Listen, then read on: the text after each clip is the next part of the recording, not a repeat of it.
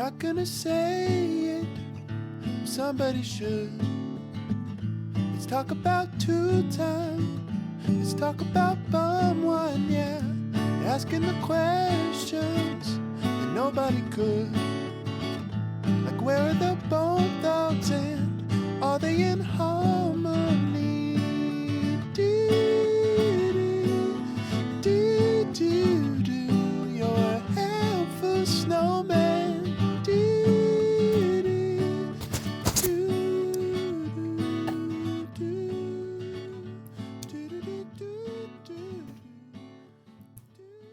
Well, hey everybody. I'm coming at you live from my bed tent where I'm recovering from my hemorrhoidectomy.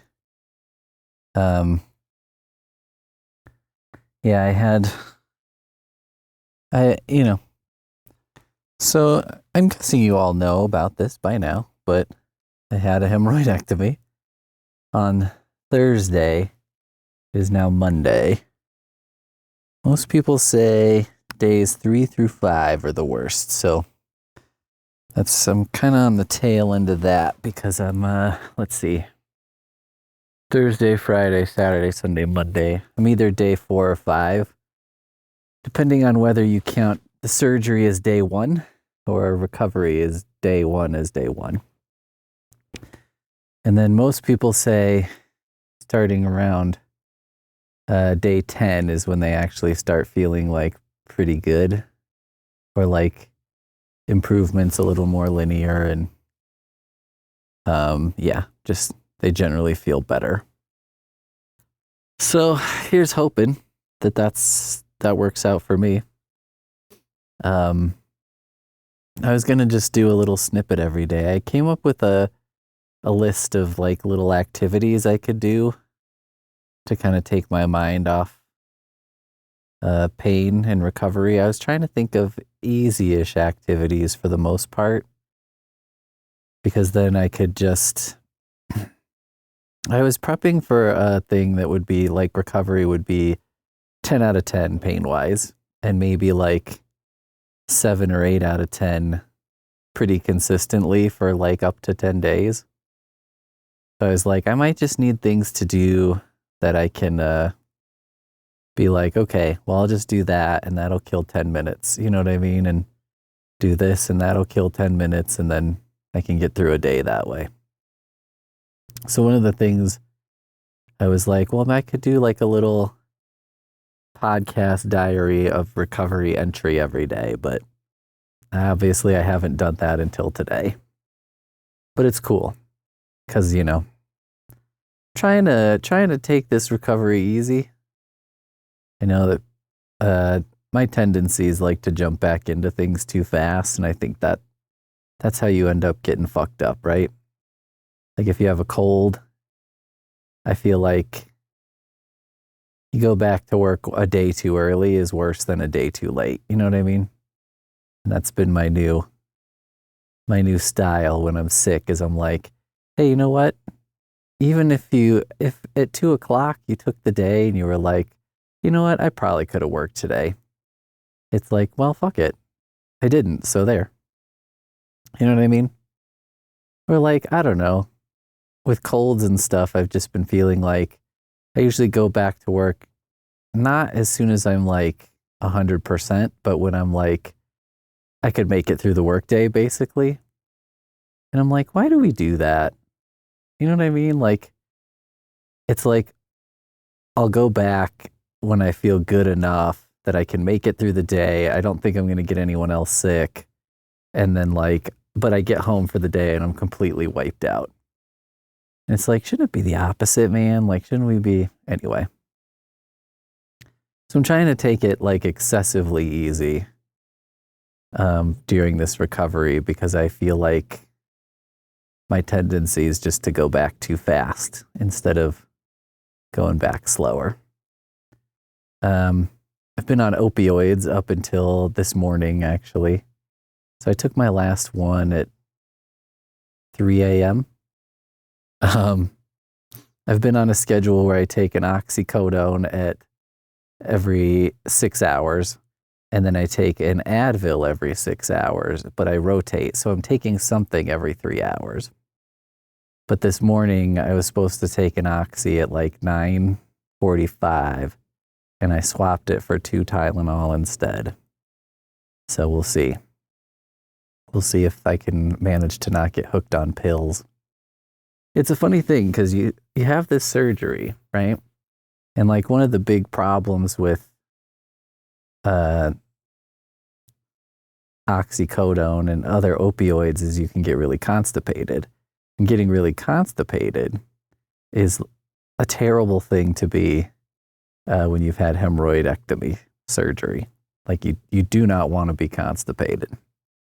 So I've also been taking like laxatives to try and balance it out. It's been a real chemistry experiment happening inside my own body for the last 4 or 5 days. Actually, I guess it's closer to 7 days. So yeah, I mean, I was very nervous for the surgery because like everyone was saying how painful it is and how painful the recovery is, and I was just really dreading it. But the thing that kind of kept me moving forward, I guess, was I was telling myself, number one, like, you know, I'm a healthy person. I eat healthy, I exercise, I do all the stuff you're supposed to do. And so I was like, well, I think there's a good chance that I'm going to have a better recovery, a better outcome than some, right? It was pretty funny. Like my friend of the show, Alec, I was texting him before the surgery and, you know, just telling him about it and stuff. And he was like, you fool, like you kept in shape and ate healthy and lived a healthy lifestyle your whole life only to end up here. He's like, you should have just done what I did and just been fat and whatever, and then gotten the magic miracle shot and lose weight when you're in your 40s. It is true. I go back and forth a lot because I'm like, I just feel like for the amount of effort I put into being healthy, the outcomes aren't as good as I would hope for. But then on the other hand, I think, well, but maybe your baseline is different. And if you didn't stay healthy, you'd be even worse off, you know? So maybe this is as good as it gets for you. But yeah, I was pretty nervous about it. But yeah, I went in on Thursday at 11 or something. And it's funny when you go in for stuff because they ask you the same questions like 10 times. 10 different people ask you the same thing. And I'm just like, you could just look at whatever. You know, and they were like, have you ever had surgery before? And I was like, I had a vasectomy. And the guy was like, that definitely counts as surgery. And I was like, okay. You know, I was like, I don't know. Are you asking? I don't know. Whatever. He was like, I think the pain from that will be pretty comparable to this. And I was like, okay, because my vasectomy, like, don't get me wrong, first few days were pretty miserable, but they weren't nearly as bad as thrombosed hemorrhoid, I'll tell you that right now. And it was, you know, as far as a recovery, it was a pretty speedy and pretty easy recovery, pretty linear is what I would say. But yeah, I got to the hospital in the waiting room, and it was like bringing back a lot of memories of when Poon Master Flex was in the hospital, and I was like, oh, I normally don't have like hospital anxiety, I think, until she had her stuff, and now I'm just like, oh my God. And she was telling me like, you know, so I got all ready and stuff, and then they wheeled me away in the giant bed. And she was like, that's like the worst thing, just like watching you get wheeled away. And I was like, yeah, when that happened with you, they were wheeling the bed away. And I was like, this might be the last time I see Cassie ever, you know? And it was like the worst thing. And I was like, this is not gonna be the last time you see me ever.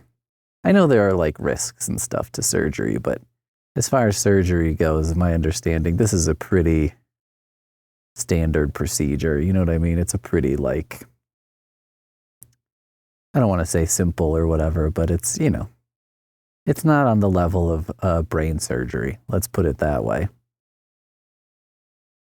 Yeah, and they give you the anesthesia. They put this oxygen thing on. The lady was like, "Your vitals are perfect."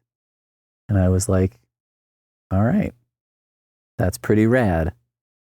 A lot of the last few times I've been to the doctor's office, my blood pressure was kind of high.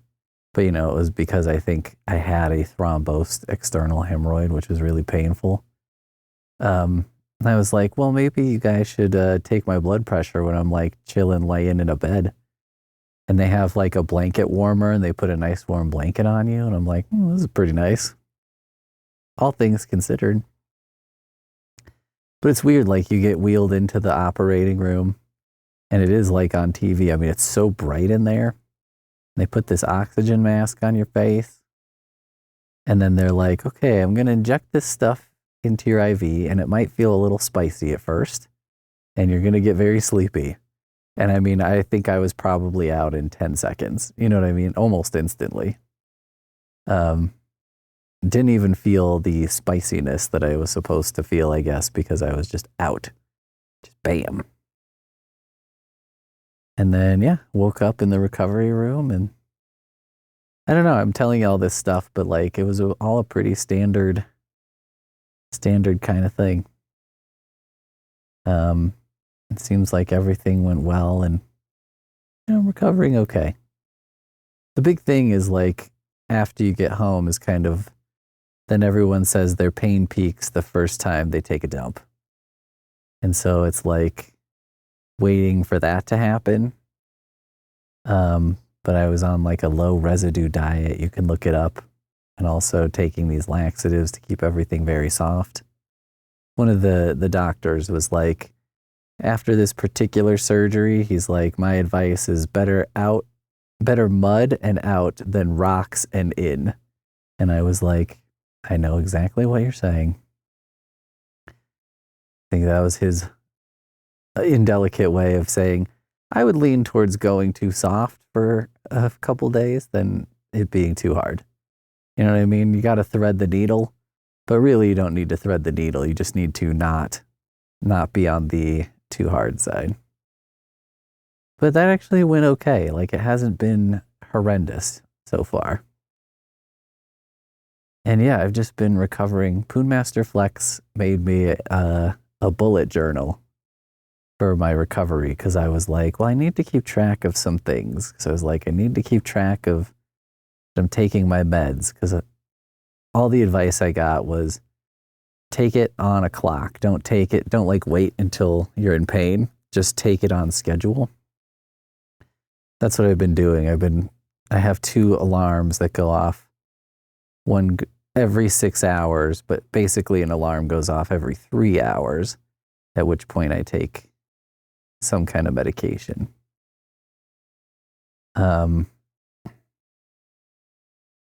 But yeah, it's a weird life.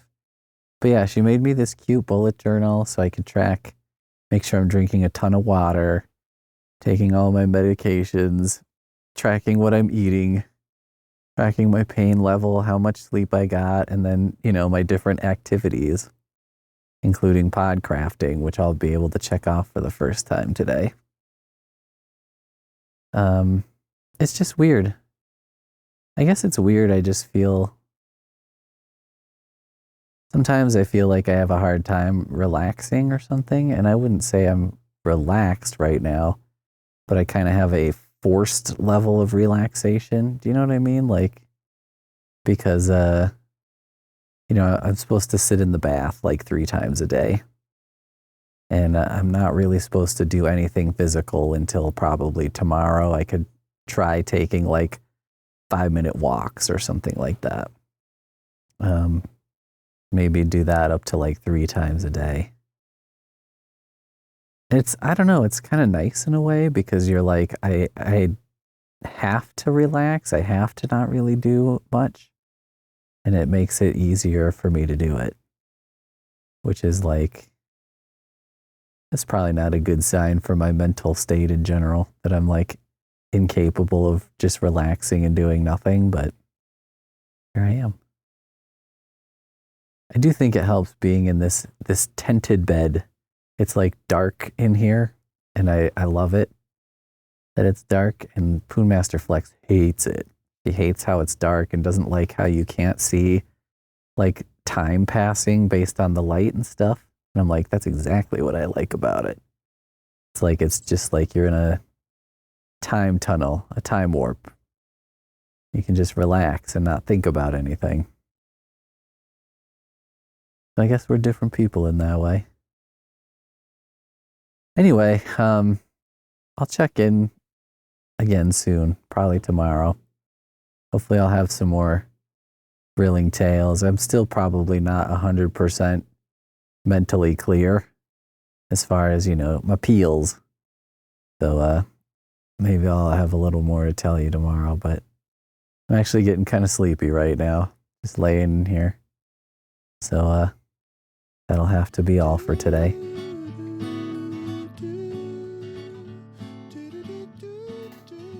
Well, hey there, friends of the show. Coming at you again. It's been a few days since I last did this. I'm sorry for the delay. But I'm now off the meds, the powerful meds. I'm taking Advil and Tylenol, alternating. So I take one, and then 3 hours later I take the other, and 3 hours, and so on and so on. But so I'm, feeling a little more lucid, I suppose, and like awake than I was when I was taking oxycodone. Which, I don't know how strongly that works for me, but I don't know. Just like I gather this isn't a good thing to be on long term, so I ended up taking it like 5 days, I think, and then was like, all right, I think I'm good. There's a very awkward moment. I'm going to go through, I know I tried to go through this earlier, but I don't think I did a good job. But there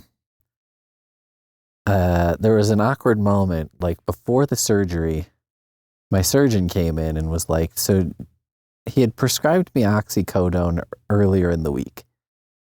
And I had picked it up. But I wasn't sure if I was supposed to take it for the surgery or for the pain I was having with the external thrombosed hemorrhoid, which was super painful. And I guess I just didn't ask or something.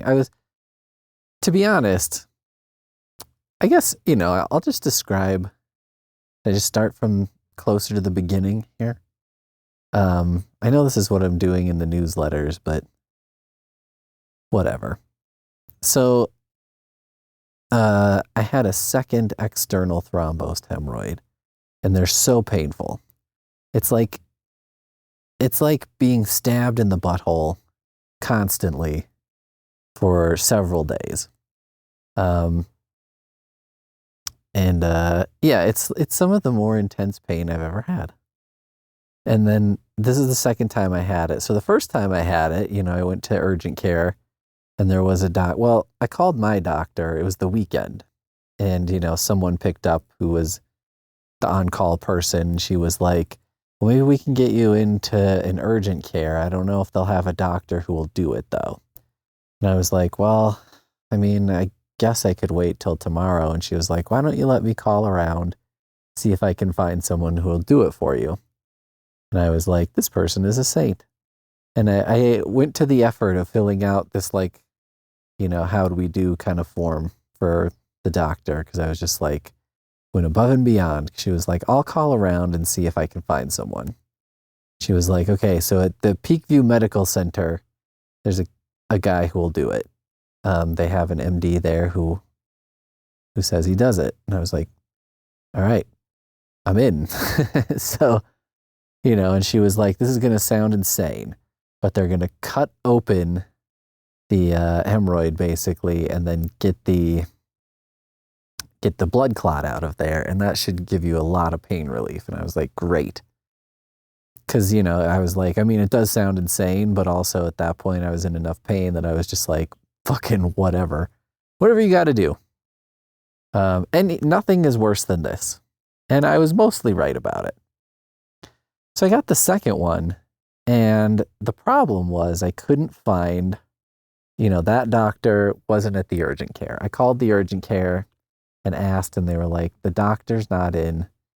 And I'm not sure when he's going to be in again. I was like, okay. So, that left me to call again, like the next day. And they were like, he's not in today, but I think he'll be in tomorrow. And I called my regular doctor, and they were like, well, you still have a referral to surgery, so why don't you call them? Which I was like, it took them like 8 hours to answer with that. And I was like, guys are just like, I was remembering why I had originally embarked on, trying to fix my butt problems and why I quit. And it's because like doctors are helpful, and the doctors I've had have been nice and good. But like getting to the doctor, penetrating into the place where they're treating you is difficult. You know what I mean? And it's like, it's hard. And then you go to a lot of appointments, but don't really get a lot of answers or get a lot of help. So I went and I had the surgical consult, and he was like, well, it looks like this is starting to bleed, so it should resolve itself. And I was like, okay.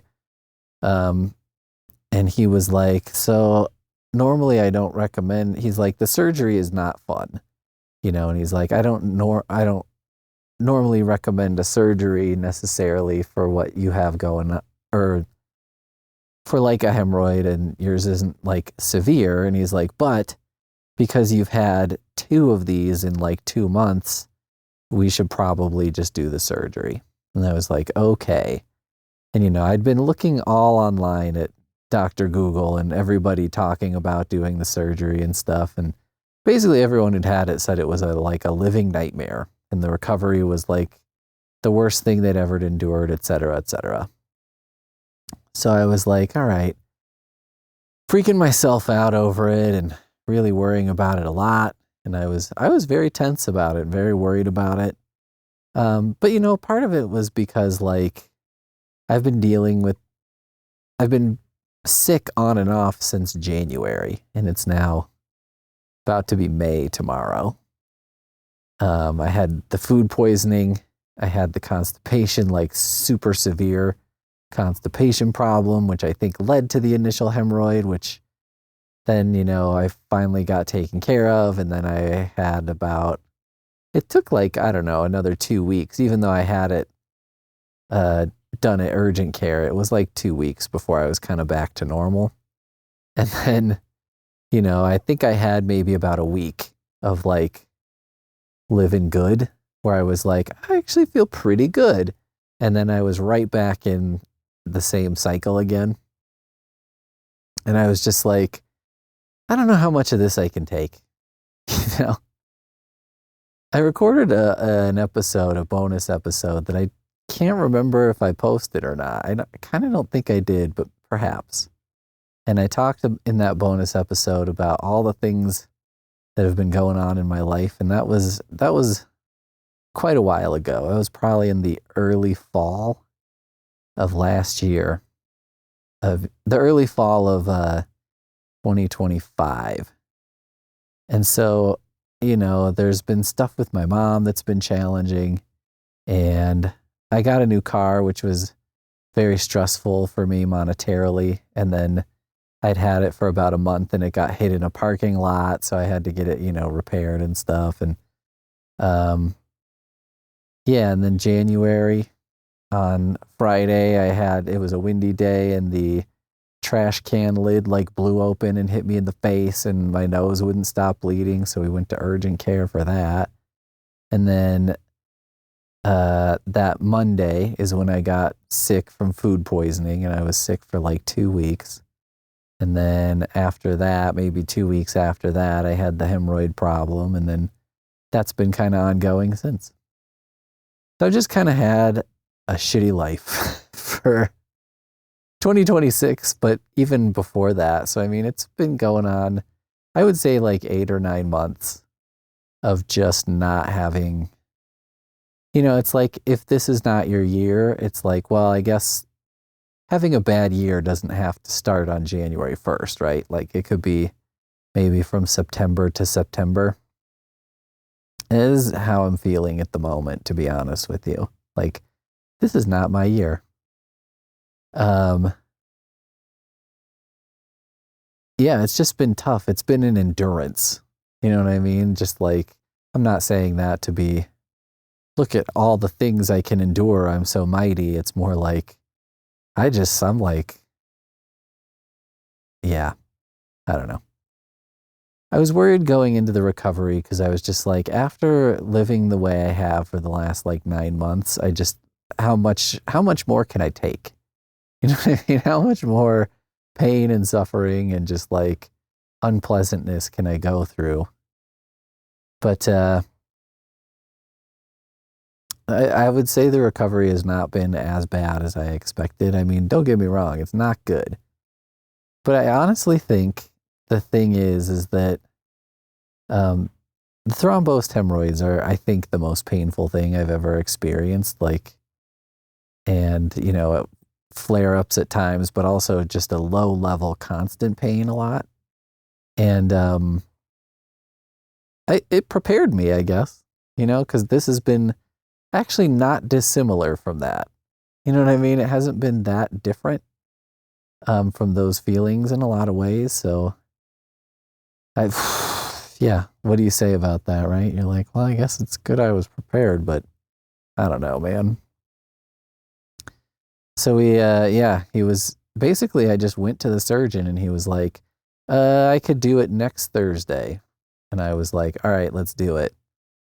And I was like, I probably should have. So Master Flex was like, I texted her after the appointment, was like, I saw the surgeon, I'm having surgery on Thursday next week. And she thought it was a joke because I was just like screwing around. But I was like, I kind of thought that's the road I was headed down anyway. I didn't want to, but I thought that's where I would probably be going. And so anyway, she was kind of freaked out about it, but it's fine. And yeah, so it was a long week. Like waiting for the surgery sucked, because I was still in significant pain from the one. And, I couldn't do the things I like to do to relieve stress are often like exercise related. And I couldn't really do those things because I was still kind of recovering from the other thrombose. So it fucking sucked. And, anxiety was running high or whatever. But then like the day of the surgery, I think I was doing okay. You know what I mean? Because I was like, it's here. We're just getting started. Something I did was I have this timer. I bought this when Poonmaster Flex was living in Oregon, and I was going to visit her like for a while I was going every week and then less often. And what I would do is it was a timer that you can set for a date. So you set the current date and you set the date you want it to be, and it's like a countdown of days, hours, minutes, whatever. So I set that for 10 days after surgery because I kind of, from everything I read, most people, it seems like once they're about 10 days out recovery-wise, they start feeling pretty normal and, start feeling the recovery becomes, a lot faster. You know what I mean? Like, as it is now, it's kind of gradual and day by day, but I guess 10 days seems to be a common time when people start feeling much better. So I set that, and so it was just kind of counting down from the day that I knew I was going to have surgery until 10 days after, which it's still going, but That helped because I was like, I'm just going to think of this as also, you know what I mean? Like the time that I have to get through. And hopefully once this is down to 0, I'll be feeling pretty good, and just to remind me that like time is passing. We went in for the surgery. And it's like, it's funny because like it was similar to when Poon Master Flex had her brain surgery, which I already regret saying what I just said because it's like, it's not at all the same. I mean, like the worst outcome from me is probably not going to be death. I was under general anesthesia, but like realistically, I'm probably not going to die having surgery on my butthole. You know what I mean? Like, I'm not going to be unable to use one side of my body if somebody does something wrong. So, not to say that there's no possible negative consequence or whatever, but like, you know what I'm saying. So it just reminded me of it though, because like when you're having surgery, it seems like people are they're nice, working in the hospital and stuff. And I don't know, it's interesting. They're like chatty, even though I don't know. I guess you just get used to it because you see it all day, every day. And so maybe like someone comes in with a hemorrhoidectomy and you're like, oh yeah, this guy's, you know what I mean? He's fine. I'm not someone's dying grandparent or whatever. I'm not somebody with like a serious trauma that came in. I'm just like, well, yeah, hey, you know what? It's been kind of a grind for me the last 9 months. So, I'd like everyone to be respectful of that.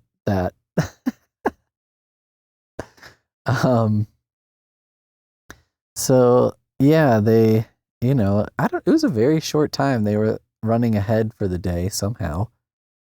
And it was a very short time from like when we got there. I think it was maybe an hour in total. And like during that time, I had to like get undressed and I had to like do a wipe down. They had me do like shower and I had to use this special, Axe body spray, but not that at all. That was like it was a disinfectant, like body wash that I was supposed to use. And then they had me do it again, but with like moist towelettes with the same chemical, like when I got to the hospital. And then I was just sitting there in the gown or whatever. And yeah, apparently I thought this was kind of weird because I was like, so I got all dressed and whatever, and they pushed me down the hallway in the gurney. And then they were like, so we'll give you the anesthesia, then we transfer you over to the operating table, and then we'll put you in a like prone position because it's on your butt, whatever. And I thought it was strange because I was just like, I mean, I'm fully capable of like, if you wanted me to just get on that table and lay on my stomach, I could definitely do that. I don't know, maybe there's other things they do first, like the anesthesiologist or something. The anesthesiologist came in and seemed like, they keep asking if you've had other surgeries before and if I've had general anesthesia. And I'm like, well, yeah, for my wisdom teeth and like when I had a colonoscopy and whatever.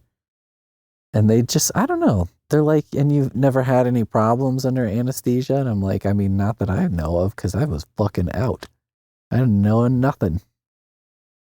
And yeah, the surgeon came in and just, I don't know. Basically, we chatted for a second and then they, wheeled me in and got me going. And in the theme of this year, of beating myself up, I was like talking to, they're always like, oh, so what do you do for a living?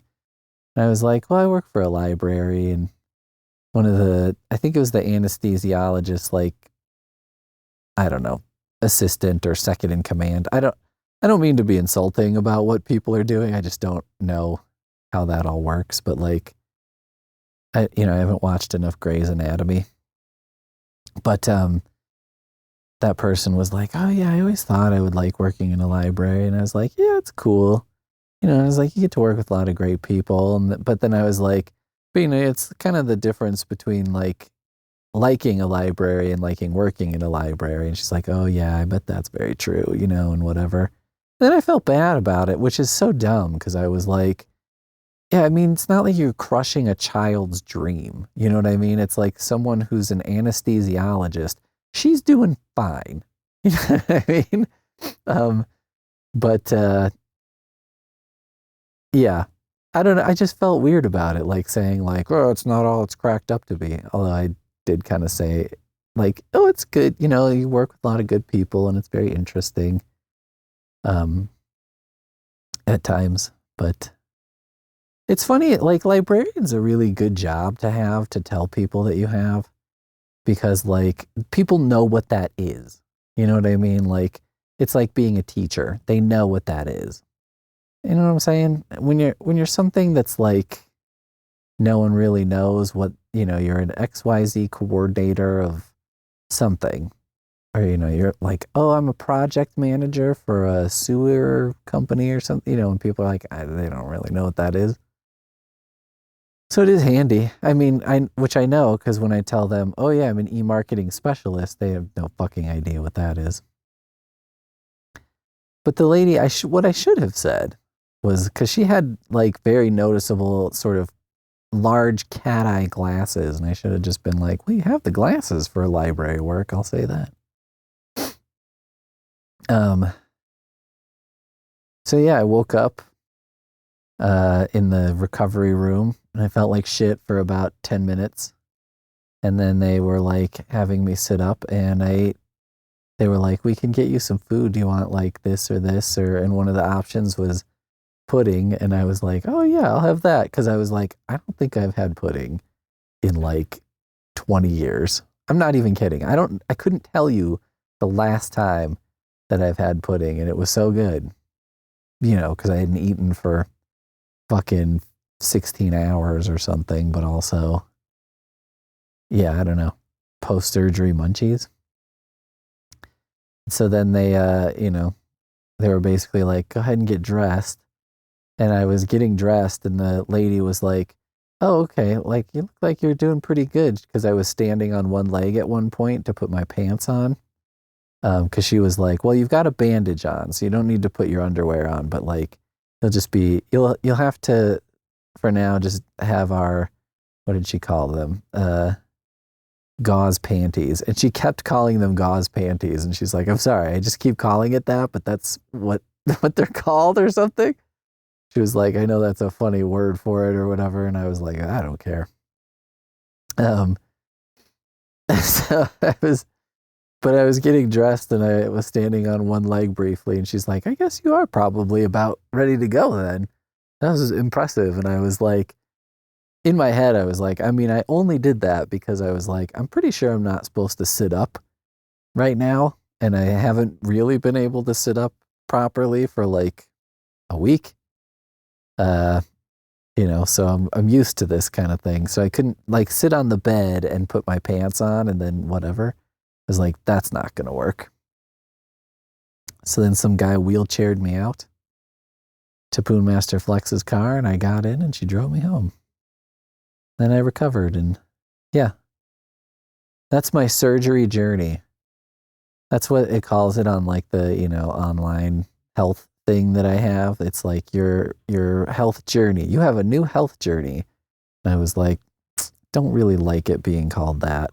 Now that I'm further into it, I've softened on the term. But, initially I was like, fuck you, a health journey. A journey into hell. I don't know. I think it was just something about it that felt disingenuous to me, which is not fair, but that's how I felt. Feelings aren't fair because they're not obligated to be, right? All right. Well, there you go. That's another little entry. Hopefully I'll be getting a couple more of these for you as I start to improve, but definitely feeling better than I was last time I got on here, and hopefully that'll continue to be. Hopefully you won't be, hearing from me and I'm like, oh God, so bad. All right. I'll talk to you next time.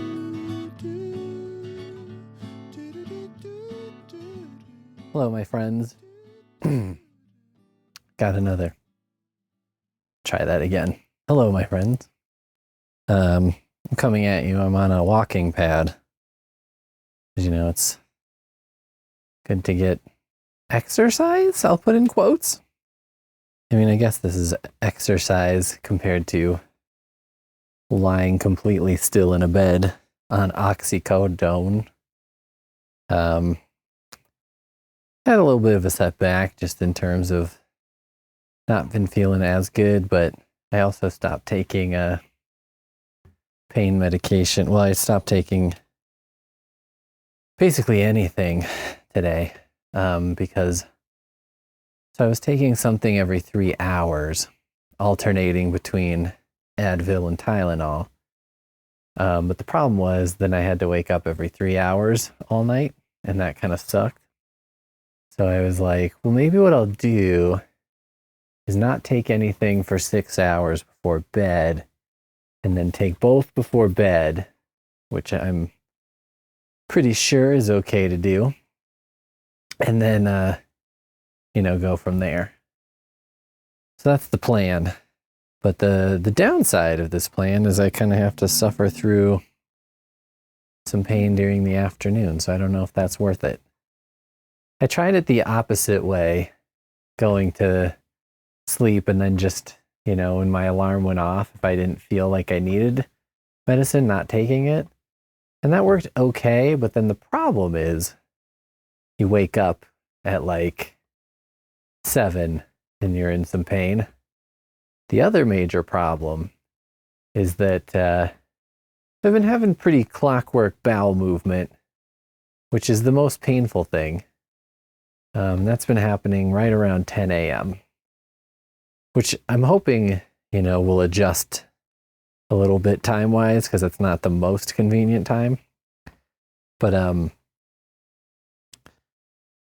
the thing is, it's good to have a little something in your system for when that's happening. You know what I mean? Like, that's probably the time it would be most useful. I don't know. We'll see. It could be I overdid. I walked. So I've walked this is my 3rd day. The first day I did like 3 5-minute or 10-minute sessions. And yesterday, 3 15s, and doing my second 20-minute. But I'm walking super slow. So, I don't know.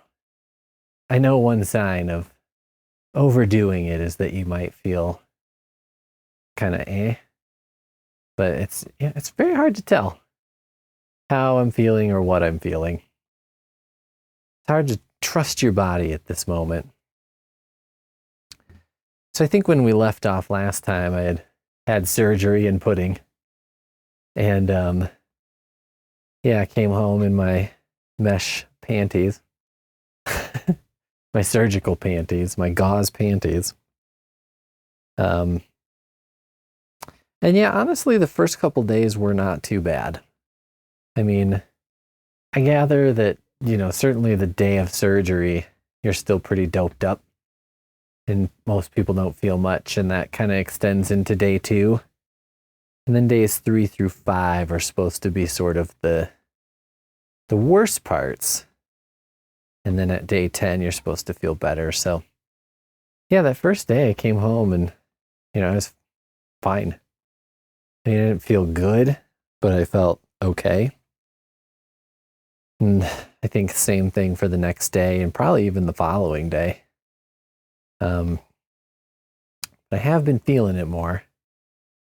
I was questioning whether oxycodone actually works on me or not. Now I'm not really questioning that so much anymore. I'm like, oh yeah, I think that does do something to me. Because I think I felt better when I was taking it than not. But that's okay. But I've just been trying to, I have been spending a crazy amount of time in the bathtub. Because you're supposed to basically take a bath or they're like, you could do a sitz bath, which is like this little thing that goes on the toilet. And then it basically just bathes your butt crack and your butthole. But I haven't been doing that because, I don't know, I've been told that the full body version is more helpful at this stage and relaxing and so on. And, you know, I can do it. I can take the indulgence. I have the time, so I might as well do it. But it's funny how, like, I've never really been a big bath guy. You know, like, I left that behind after childhood when it was like, I have weird memory of, like, my dad one time. It's like I was in the shower because he was basically showing me how the shower works and, like, how to take a shower. And I was like, okay. And then from then on, I don't know why that's a weird memory. I guess that must happen for most kids at some point, right? When you go from, like, I don't know. Yeah, it's like when you go from not pooping in a diaper anymore. When you transition when you do potty training, as they call it, I don't know. I never feel like my parents gave me much in the way of direction on, like, wiping or, like, you know, how that all works. I mean, maybe it wasn't necessary. I don't know. You'd think they would, but maybe parents are like, yeah, he'll figure it out. You know what I mean? If he's got an ass full of shit, he'll figure out at some point, like, oh, okay, maybe I should take a second pass, a courtesy pass. This is a vulgar podcast at times, and this really has blown the lid off it, hasn't it? But yeah, so, like, ever since I learned to shower, maybe I did need to be taught. Ever since then, I've never really been much for baths, but I've been taking a lot. I did have a brief period when I lived in my first apartment. Sometimes I would, you know, I'm a man of routine, as you all probably know. And, like, I would take a long run on Thursday nights after I worked. So I would get off work at 9 because I closed on Thursdays.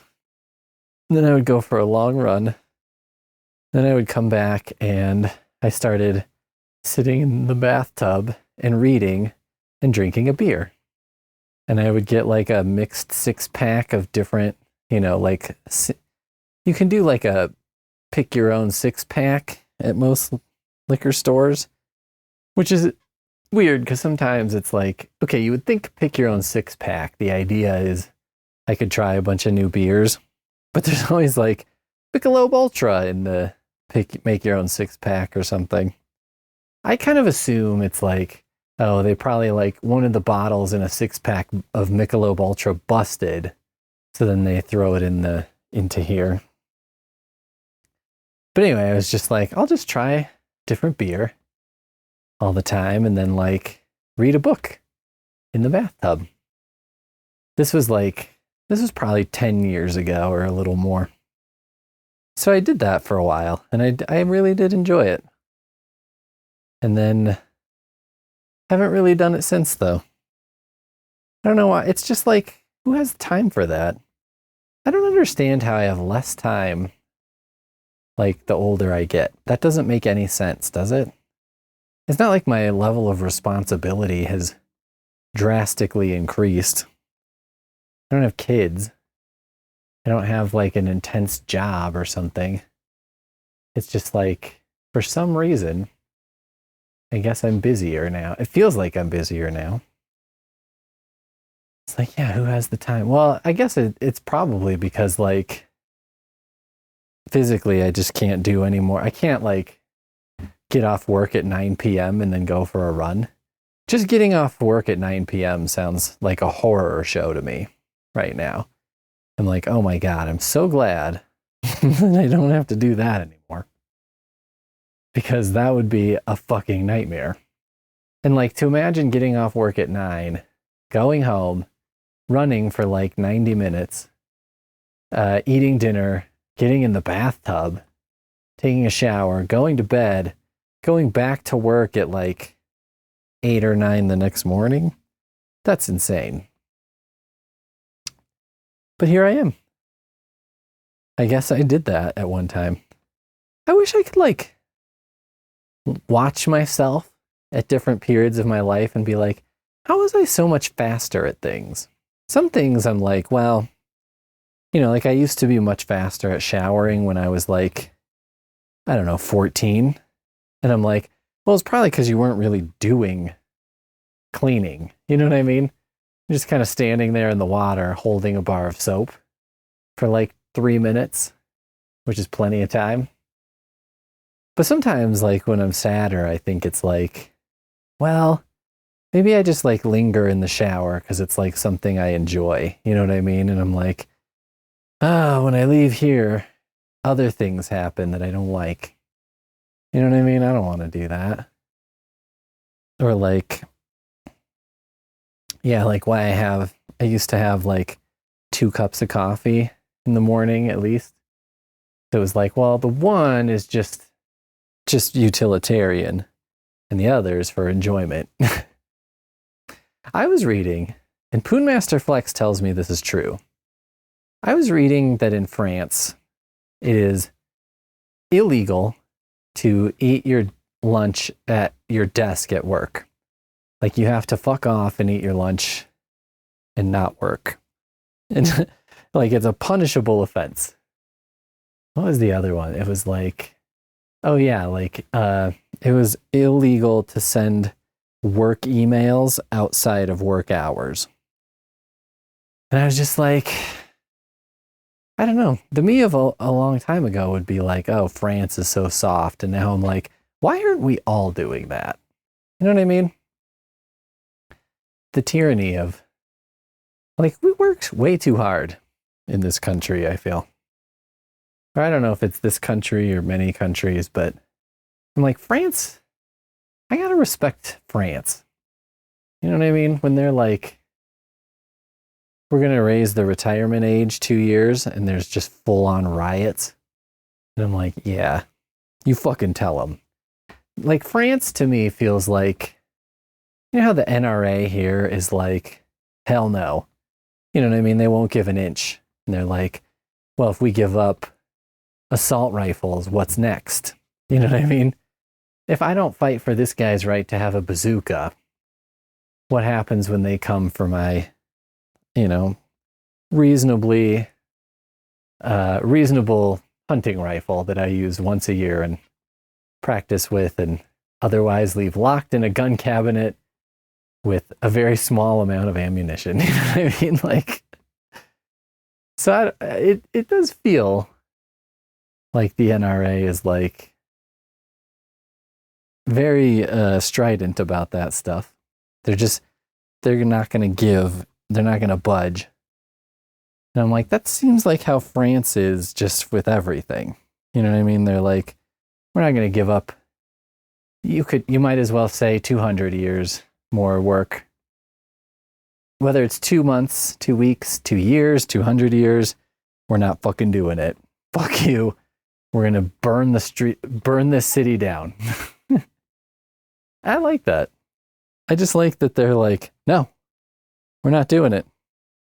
It feels like, forcing the government to do what you want instead of listening to the government and then being like, oh, well, I guess I'll be a patriot. All right, everybody. That's my walk and my recovery for today. It's Friday. So it's like Thursday, it's 8 days post-surgery. So I'm starting to get to where it's supposed to be like recovery is a little more smooth and linear. So let's hope that happens. All right. I'll talk to y'all soon.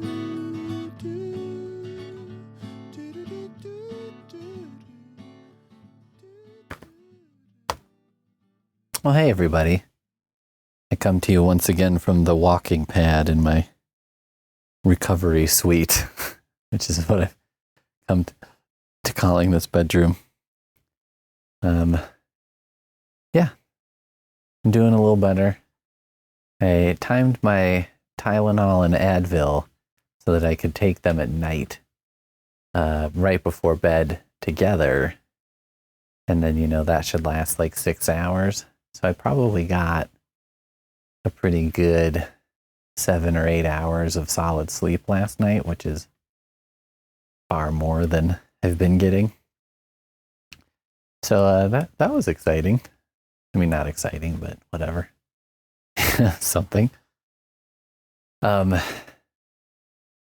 as far as activities, I've been writing letters. I have all this fold and mail stationery that I bought at some point in my life because I was like, at some point I was like, I'm going to write people letters. That seems like a nice thing to do, which I guess I send you all print newsletters, which I was doing so good on until, my life fell apart. But I was like, this is going to be the year I really do it, But maybe the second half I'll still be on top of it. Anyway, I was like, I don't know, people like to get letters, right? It's fun to get mail. Just write people letters now and then. So I got like 4 pads of fold and mail stationery, which I, of course, almost never used. You know what I mean? I've used half a dozen times. But so I used up 1 pad. I've moved on to a second one. It's funny, folded mail stationery is like such a good idea for writing letters, but it's like something most people don't do. It's like a perfect aspirational buy, right? You're like, I'm going to buy all this stuff because if I have this folded mail stationery, I'll write letters to people. And then you just don't do it because you're like, I don't know. You just don't. Because, it's like, well, it's probably because realistically, the problem with sending letters for most of us is not that we don't have something to write on and write with, right? Like, it's, what do you write to someone in a letter? Letter writing is funny that way. Like, it's, you want to say, like, I don't know, there's just like an instinct to be like, how are you? How are things with you? I'd like to hear about you. Or like, in conversation, you ask the other person about them sometimes. And, you guys know how talking works. It's like the opposite of doing this podcast, which is I like ask other people what they think about things. I wonder if that's like surprising. If someone only knew me from this, which seems impossible because I don't know how anyone would find this without knowing me already. But like, I wonder it would be weird if someone like that met me because they'd be like expecting me to just monologue the whole time or something. And when I was like, so yeah, what's your life like? They'd be like, oh, wasn't really prepared to like talk to you about that. But yeah, writing a letter is very much like, it's like doing a solo podcast. You can't really ask the other person, except it's like doing a solo podcast, but the episode is for an individual. That would be a fun Patreon idea.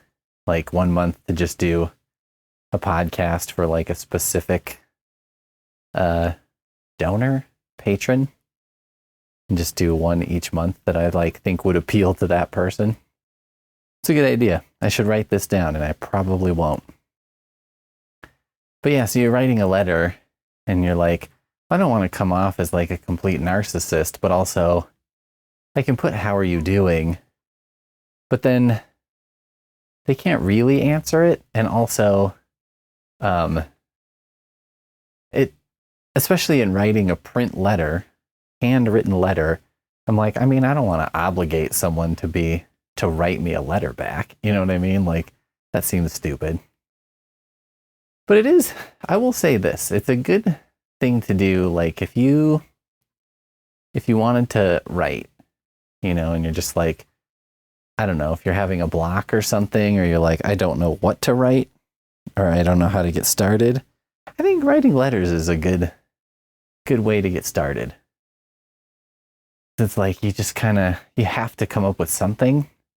And the fold and mail stationery is nice because you're like, well, look, I'm not going to add another sheet of paper in here. That would be crazy. So it's a fairly limited amount of space. You don't have to come up with 2 pages worth of shit. It's like maybe like 2/3 of 1 page worth of stuff, maybe even a little less, half a page. And then, and then also I think it helps because it's like got Batman on it or Astro Boy. And it's like, yeah, it makes it seem very silly and unimportant, which I feel is good because then when people open the letters I send, they won't have this false sense of grandeur about it. So it does seem like a sort of grandeur-y type of thing to do. But at the same time, it's really not. It's like, I don't know, just something I thought would be nice to do, but also would distract me from discomfort or pain that I'd be feeling. Just be one, a 10-minute chunk of the day that I'm like, well, that came out of this. Maybe also it's like my sort of desire to be like, well, maybe I'll come out of this better in some way beyond just not having a hemorrhoid anymore. I'll tell you, yeah. I don't know. That's always like my secret wish is to like come out of a bad thing a better person. That's what you hear from people, right? But like with Poonmaster Flex's stuff, I don't feel like I feel like I came out much worse, honestly. I mean, it was combined with COVID at the same time, so that was kind of terrible. And that probably contributed a lot because, she was in like a delicate place and we didn't know, there wasn't research about like, well, if you have a brain tumor and get COVID, here's what could happen. You know what I mean? It was also new and no one really knew. It was kind of like, what happens to pregnant people or something? Yeah, we don't know. We don't really actually know yet. But yeah, it just felt like a time. I think it was hard. That was especially hard because one, I felt like a lot of people had a quarantine experience that was like, I don't know, kind of they just did a whole lot of nothing and they weren't really happy about that. And I was actually like fine with that. Like not going out and not doing stuff was fine for me. But I was very busy with work. And then Poonmaster Flex's health stuff was very consuming. So it was not like wasn't like a year off in some weird way or anything. It was like the most stressful year of my life, probably. But I also think it just made me feel that people are very selfish, like, I get it, and like people don't want to wear a mask and stuff, but I'm just like, if you're sick, could you just wear one at work? You know what I mean? Could you just wear it when you go to the grocery store if you're sick? Could you just not come into work? But if you have to come into work or you just feel like you have to come in, could you just do that? You know what I mean? Like, is it really asking much? I feel like it's not asking anything. It was, and I've been wearing one when I was going into work just because everyone was getting it in my, not getting COVID. Well, it could have been, who knows? That's the other thing is people don't even test anymore. So they're just like, whatever. But yeah, I was wearing it because no one else was and everyone was getting sick. And I was like, yeah, of course everyone's getting sick. Like, of course you are. We all work in a cubicle farm. And one of you is sick and insists on coming in. Anyway, it just made me feel like people are kind of selfish, I guess. Which isn't the most fair, because I know some people...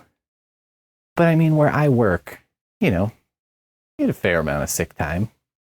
And like, we don't get as much time off as I think we should.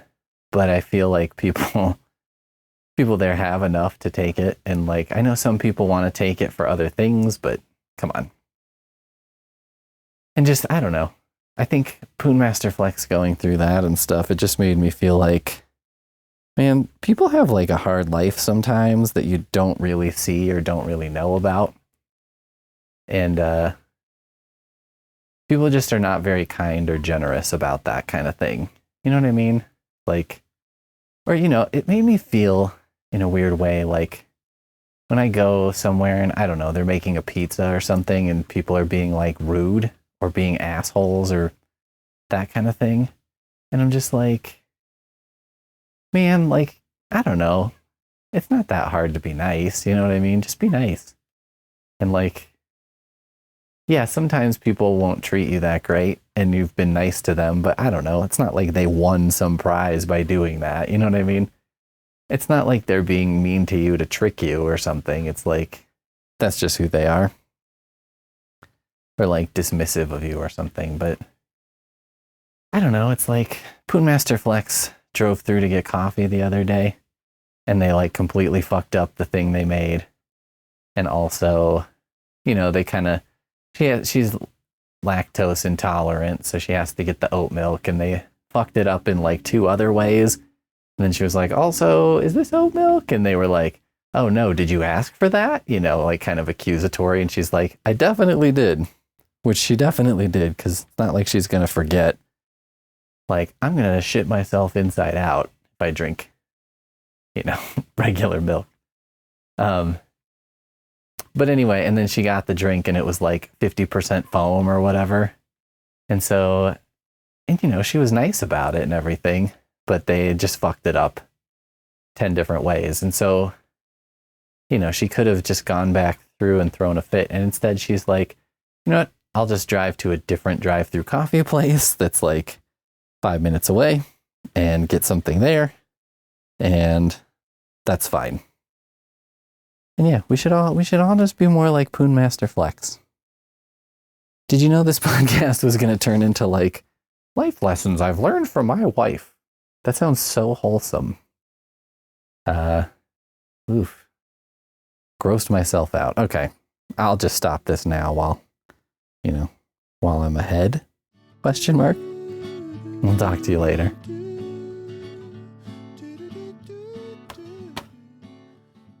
Well, hey everybody, I'm back again. I think this is second day in a row. So, look at me go. Look at me. Feeling okay today. You know, I'm feeling better-ish. I'd set a timer, like I told you originally, like when I made the surgery appointment to be about 10 days after I'd had surgery. It would go off at noon 10 days later. And then by then, most people are kind of feeling better or feeling like, you know, their recovery takes a turn for the better. Do people say turn for the better, or is it only turn for the worse? Or is that because I'm, you know, a downer? So I'm like, I've really only heard the phrase turn for the worst, not thinking like, oh yeah, right. Of course people would say turn for the better at some point, right? Right? Anyway, at like 10 days, I guess, is when a lot of people feel like from there, they start feeling more like themselves. 10 to 14 days. So that's tomorrow at noon is 10 days. It's the plus minus of setting a timer like that. I mean, the plus, you know, some of the stories I was reading on the Reddit and so on were basically like people saying like, I was just like laying down, clutching a pillow and crying because I was in so much pain, you know, stuff like that. And I was like, okay, that's not great. But so, you know, I thought I might need the timer just to be like, well, if that's the boat I'm in, I'll at least have this timer and I'll be able to convince myself that time is real and continuing to pass. You know what I mean? And like, this second is pretty bad, whatever. It's kind of like, I invented this trick for myself, which I know I'm not the first inventor of, but it was like when I would go for a long run, it was when I was training for a marathon, the first the first time, which I only ran one because the second one I never ended up running. But I did most of the terrible part of the training. But the trick was because like it's hard to get yourself out the door to be like, I'm gonna run 22 miles today in preparation. And just like, when you're on mile 1 and you're like, you're thirsty and like whatever. My first marathon too, it was like, I did that training. I had an MP3 player, but like it was very primitive. It took a AAA battery. And I think it only lasted like maybe an hour or two at the most.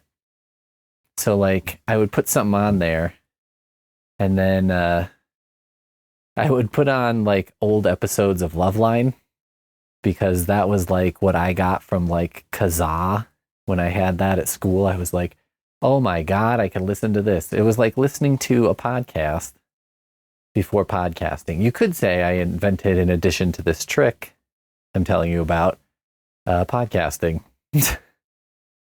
I used to also do that. I would fall asleep listening to DVD commentaries, especially of Futurama, because they would have commentary on like every episode. And I often fell asleep listening to those because I knew the episodes well enough from like, I don't know, the 3 or 4 seasons I had. They knew what they were talking about, but then also sometimes they would just go off on other things. That was also kind of like listening to a podcast. Anyway, and I also, in addition to not having something to listen to for the majority of the time, and it was funny too, because like I would go running, and like I live in a smallish town, and it's not the easiest thing in the world to put together 20 miles of, distance in a smaller town. I mean, now it would be a little easier because it's a little more built out west. But at that time, it was pretty tough. And, so, there was a portion where I had to like go run around a track. I would like get in a mile on a track or something just to be like, well, I need to beef this up a little, or maybe 2 miles on the track. I don't know. And like, so I would debate, should I listen to this, podcast or the music I have? Should I do it at the beginning of the run? Should I wait until the end of the run? The real answer, which I should have considered, was, should I just buy some more fucking batteries and then I can listen to more than one thing? The other thing with this MP3 player, though, was like, I mean, I think it could hold like, I don't know, 20 songs. But that meant if you put a Loveline on there, which was like 2 hours, it might max it out or be very close to maxing it out. Anyway, so the other trick I came up with, though, was like, you're out there, you don't want to do it. And I'd be like, okay, we don't have to run 20 miles. Let's just focus on making it to the next light pole. You know what I mean? Which is, I don't know, 30 seconds to a minute away. That's all. Let's just focus on that for now. And then when we get there, then we'll focus on getting to the next one. You know what I mean?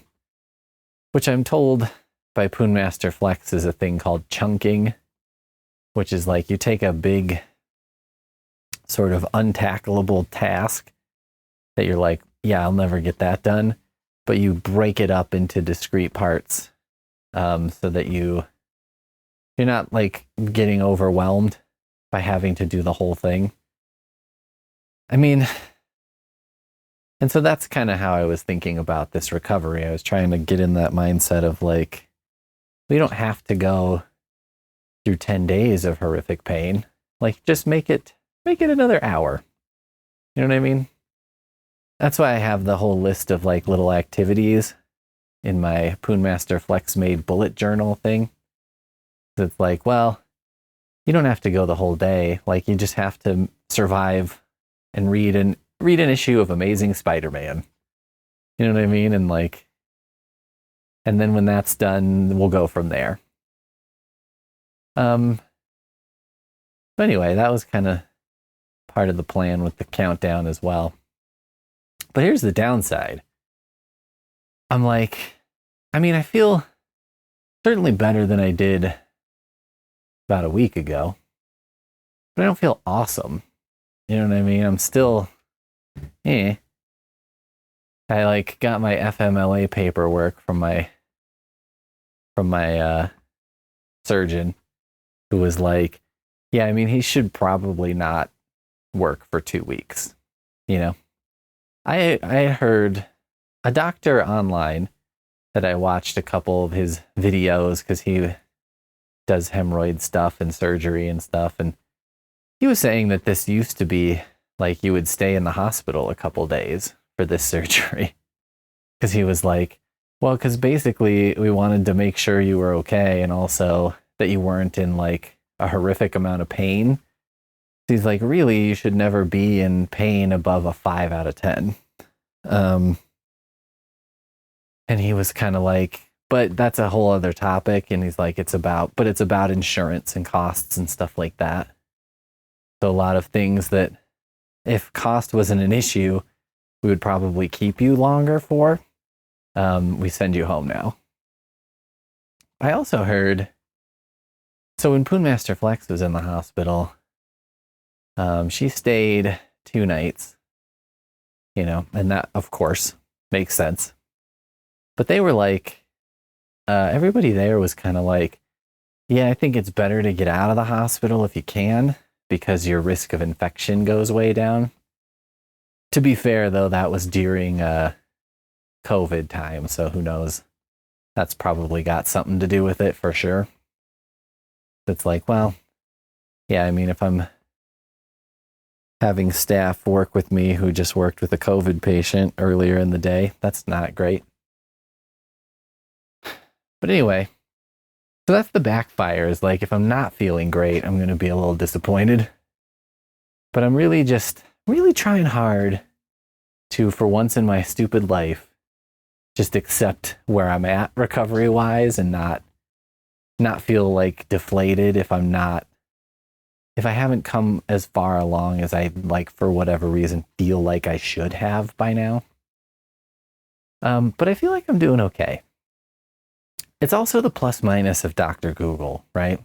Because, like, the minus was the terror and the anticipation of it, because there were times, like, leading up to the surgery that I was like, I kind of wish I hadn't read all this stuff, because it's making me absolutely dread this recovery. But there are other things about it that I'm like, well, I guess it's good, because I was, like, very prepared. You know what I mean? The day I found out I was having surgery, I, like, went and got some stuff at Target that would be useful, including adult diapers. Some people, I guess, have a lot of bleeding and stuff, which thankfully I haven't been, but, I'm like on week, I was doing it before surgery, but like probably week 4 of having either menstrual product or a menstrual product in my underpants or gauze just shoved in my butt crack, which has become my preferred method.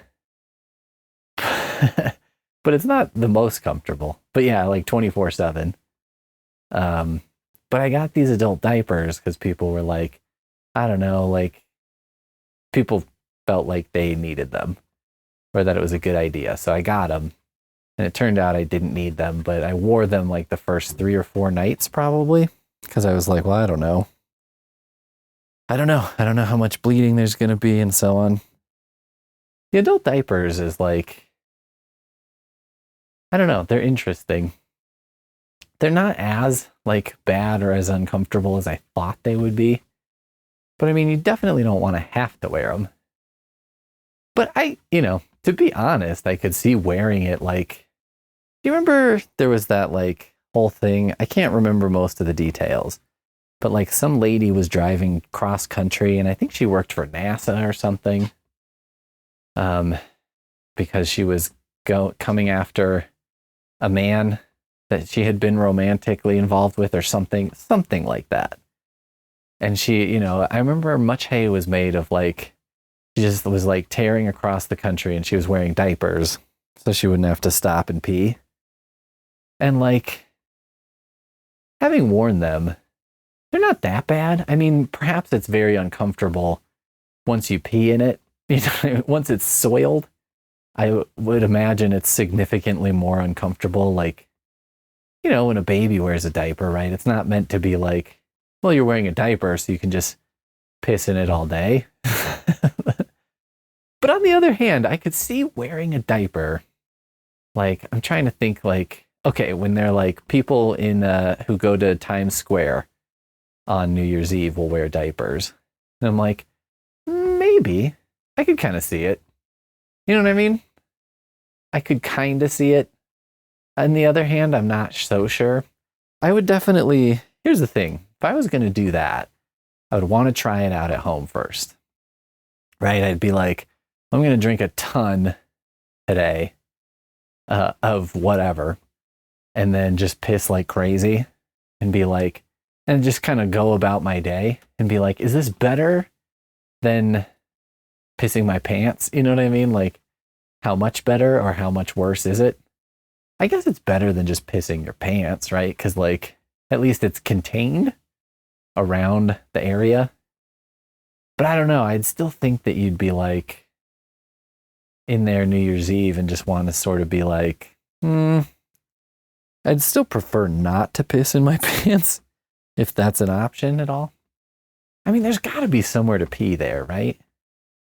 Is New York or Times Square New Year's Eve, is that still like a big thing, do you think? I just don't know. I feel like that was what everyone did, right? We all watched the ball drop and we all whatever. And now that doesn't seem like as big a thing.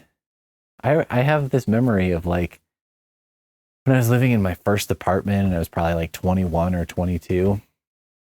And we had a couple people come over for New Year's Eve. And we were playing, I think we were playing Nintendo 64 that someone had. And we were like playing GoldenEye or something. And then it was about midnight. And so this lady who was there was like, okay, let's turn on the ball drop. You know what I mean? It's like 11:55. And I was like, we don't have TV. She's like, what? And I was like, we don't have we don't have cable or anything. There's not, you can turn on the TV and there's nothing on. And she was just like blown away by that. But I thought it was so funny at the time, probably because I had drank a little, but also because I was like, I don't know. She was just so like, oh my God, it had never occurred to me that I may be at a New Year's Eve with no ball drop. But I also just, it was so funny to me because of like my own inadequacy of like, yeah, I mean, I have an apartment. It's kind of like I'm living an adult life, but like, boy, I don't really have, much going. What was I thinking being like, hey, everybody, come to my house for New Year's. And then I'm like, yeah, we have absolutely no way to watch the ball drop. I mean, that's never really something I did, but whatever. It's good times. Oh, man. But anyway, yeah, I'm trying to be better about being realistic with myself, gauging progress and stuff. This whole experience has made me think too, like, I don't want to say slowing down a little, but a lot of what I've been reading or been fed by algorithm lately is, related to like ADHD and stuff like that. And it's like the advice seems to be often like, try to do less because you'll probably actually get things done if you do less, whereas you spin your wheels a lot if you try and do too much. And so, yeah, I've been thinking about that and like, because, at one point I was like, I'm doing all this stuff every day that's in my little bullet journal and it's nice. I was like, I should do this every day. And I was like, no, Peter, maybe what you should do is you have all these different things in here and you try to get to all of them once a week. You know what I mean? Like that seems far more realistic and maybe would end up, that's much more do less than I should do this every day. You know, when I have like no free time because I have a job and, you know, other things, and I'm not just laying on my back like several hours a day. All right. We'll see you next time. Well, hey, everybody. This is my recovery diary continued, I guess. My recovery diarrhea. Can see why you listen to this show. I wonder if any of you who are subscribed have like, I know some of you have spouses and stuff, and I just wonder if like you ever listen to this with them and they're just like, what are you doing? Like, what are you doing with your life? You're listening, you're paying monthly. I should just stop here because I'm like, why am I recontextualizing your subscription to Patreon as like a bad thing? Like as, you know, in a logical way. That just seems terrible idea for me as a businessman. So it has been, let's see, 30. Today will be day 36 since surgery. And I would say I'm coming along pretty okay.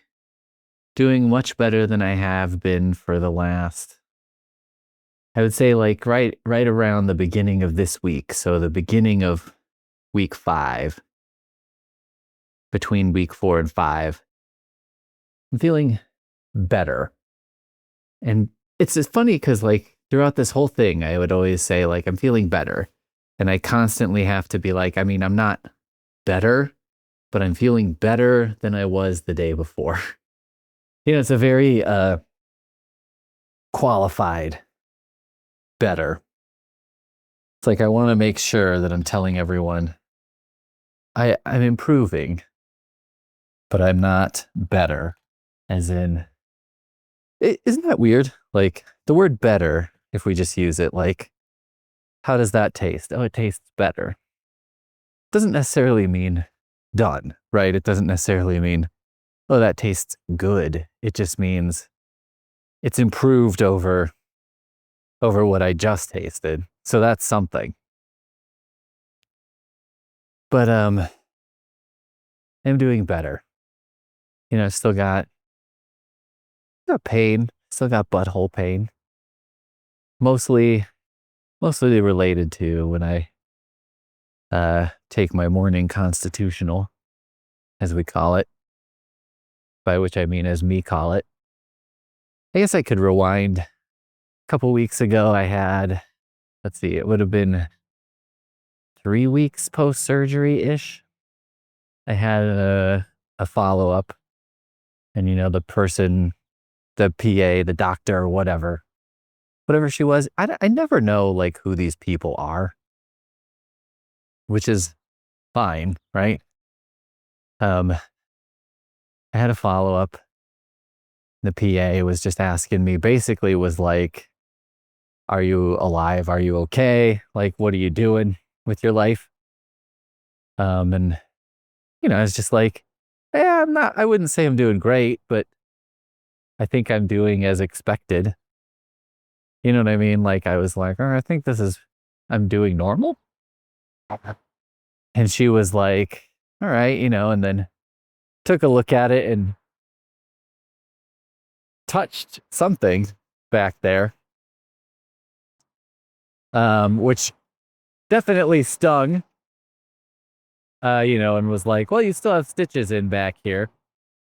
So, but those should dissolve within the next few days. And I think they did actually dissolve or fall out within the next couple days because, I did feel an improvement as far as a scratchiness, I guess I'd call it. It's been a journey of different types of pain and discomfort. Like, it's kind of amazing, the same injury slash surgery, how many different flavors of bad you can get from one thing. You know what I mean? It's just been weird. And anyway, so I was asking her, like, so when do you think I could return to like jogging or weightlifting or whatever? And she's like, are you a runner? And I was like, yeah. And she's like, well, I mean, do you feel like you could go for a run? And I said yes. And later on I realized I answered that question the wrong way. Because in my head, I was just sort of thinking about it like, if I went for a run, do you think it would like kill me? Or do you think you'd survive? And I was like, well, I think I could survive. But I mean, the question probably that she was asking was really more along the lines of, is that something you feel up to and like you want to do right now? And because, I thought about it later and I was like, I think the answer to that question is probably no. You know what I mean? It's probably the real answer to that question is, maybe not yet. You know what I mean? Maybe I'm not 100% ready to get back to that. And then she was like, well, I think if you feel up to it, that would be fine. And she's like, I don't want you changing up your diet drastically or anything. And I don't want you, she's like, I wouldn't want you doing something like running an ultra marathon. And I was like, there's literally no chance of me doing that. I was like, I was thinking like maybe a quarter-mile jog to test things out. But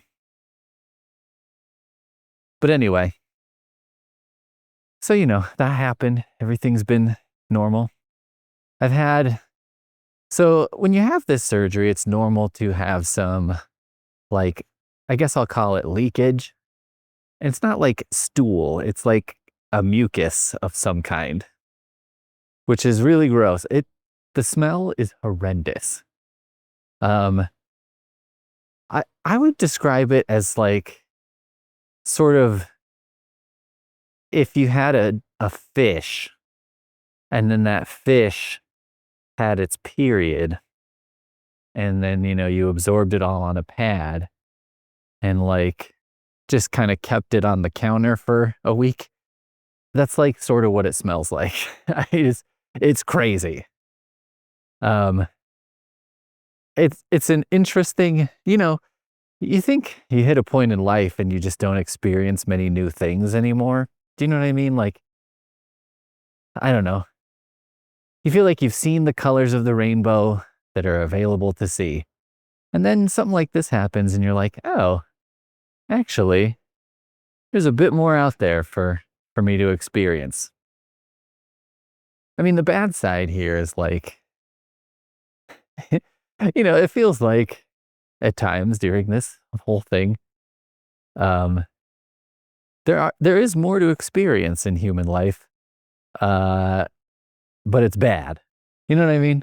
It'd be nice if I was having, instead of new flavors of pain or like new awful smells my body can produce, it'd be nice if it was like, hey, this was new and I loved it. Something like that. But that and pain with defecation are my current ongoing issues. Those are my, continuing to be a problem. But other than that, I am doing quite a bit better. So hopefully this will help, and perhaps, I'm not holding out hope, but I'm like, maybe this has been the cause of my issues, for like a decade or more. And so maybe this, the result of this could be a very positive change for me. Maybe not, but maybe. So we'll see. I'll keep you updated for sure in the newsletters. We'll see. I'm trying to not be too hopeful, but also feeling like, you know, maybe this is the source of the problem. So right now I've been taking a walk every day for like the last 2+ weeks. And it got progressively longer for a while, but now I've settled in. It's like 45 minutes-ish. And then the last few days I've been doing jogging for 5 minutes of it, just to kind of, I don't know, feel it out. And that's gone fine. So I'm happy with that. And yeah, that's the story of how that's going. I've been I have to sit in the bath 3 times a day still. Like, you're just supposed to do that to help keep things clean and like whatever, especially as it continues to leak. And boy, am I tired of taking baths. I mean, on one hand, you're like, I don't know, it sounds kind of nice, right? You're like, oh, just chill out, relax in the bathtub. That doesn't sound like a horrible thing, and it's not. But it's not like my favorite thing in the summer. You know, it's currently pretty warm. And so like I go for a walk and then I go sit in the bathtub.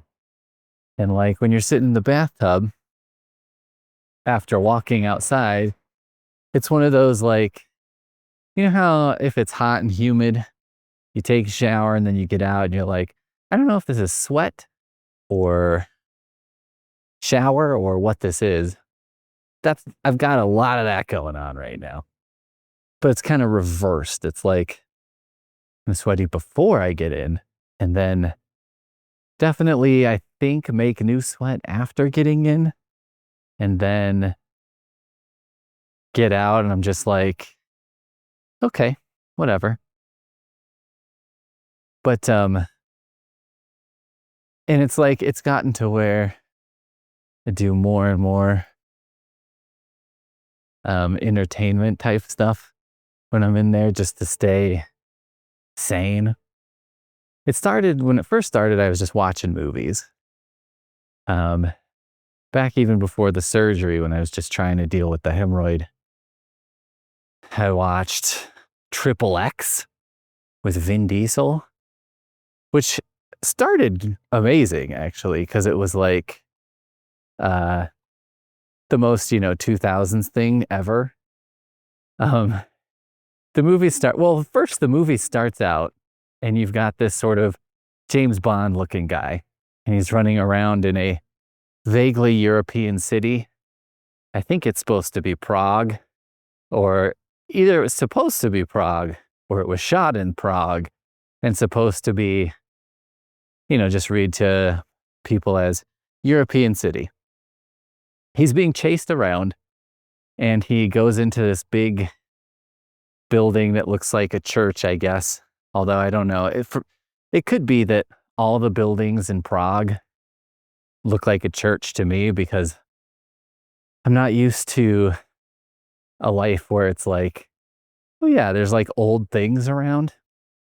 That was something that really struck me in Japan, was because I was like, well, Japan is like, you can walk around, and Tokyo is such an older city compared to, Greeley.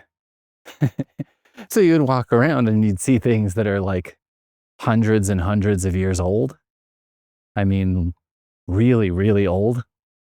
And so like, and then, you walk around here and you're like, oh, I mean, that's the old Kmart, which I remember from whenever.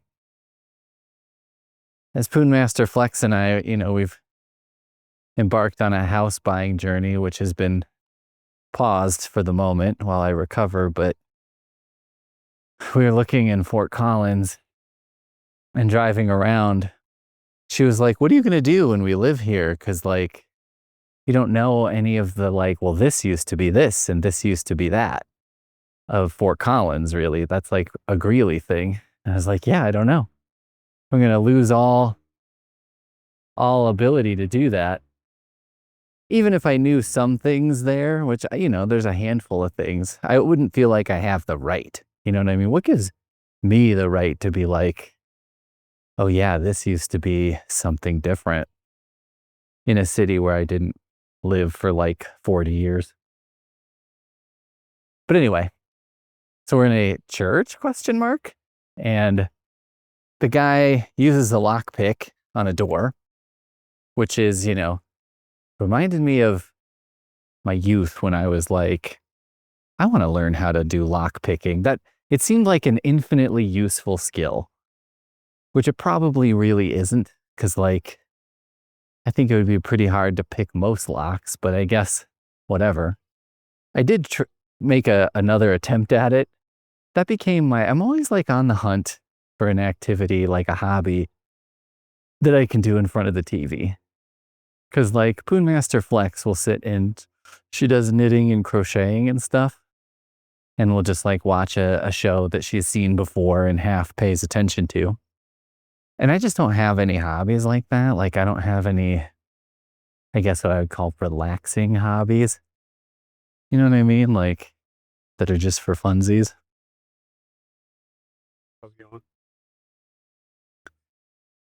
So I don't really, so I'm always like on the hunt for something like that. And I was like, maybe lock picking. So I bought this like clear lock, so you can see the pins that you're supposed to push down, and that's supposed to make it easier to do, which it is. Yeah. Picking the clear lock is very easy. And then you transition to like a not clear one and you're like, this is much harder. And like, I could just never get the hang of a not clear one. And I was like, I don't really understand like how to know which different tools to pick and stuff like that. Like you got all these different, got this little envelope of different lock picks. And I look at them and I'm like, I don't fucking know. Like, do I do this squiggly one? Do I do this pointy one? Like which, I don't know. Back when I was like real young, I ordered this thing called a quick pick. And it was like a KWIK or like a QWIK or something. And it was like a little pen-shaped thing that had like an extendo lockpick in it. And it basically looked like a pen, but then it was like aluminum and you could use it to pick locks. And I got it and immediately was frustrated because I couldn't do it and sold it to my friend Travis, who then was able to do it. And which made me then be like, I shouldn't have fucking sold this to him. I could have been the lockpick king. But I couldn't because I just didn't have that skill. I just thought that would be such a useful skill as a youth, and it's sort of never left me. But it's left me in thinking it would actually be useful. And now is just like something that I'm like, I don't know, that would be a fun party trick, right? But I don't know, maybe it wouldn't. And also it's like, I think that would be a fun party trick. And I'm like, you don't go to parties like ever. And if you did, and then you're like, check this shit out, and you got out like a lockpick set and like opened someone's front door when it was locked, I feel like people would find that creepy. And I wouldn't think that they were wrong to find that creepy, to be honest. I'd be like, there's something creepy about it. There's just something creepy about like, allow me to demonstrate how I would enter your house when I was not wanted. It's like a metaphor for, my friendship. I've entered your lives against your will. And now, let me show you how I would enter your home against your will. Through some cultivated skills that I've learned while watching Survivor. Binge watching Survivor. And half paying attention. So the guy picks a lock and goes inside of what turns out to be a packed Rammstein concert, which is great. Like, it's funny to me that he looks like he's going in a locked building, and then it turns out he's going into a, packed metal concert. There's a guy spraying a shitload of like weed killer out here in a little van. I'm always like, I'd rather not hang out around, a thing that had just been sprayed with weed killer given the option. Oh, now I smell it. Ugh. It's terrible. It just makes you wonder, those guys. Like, what becomes of those guys? You know what I mean? Like that guy.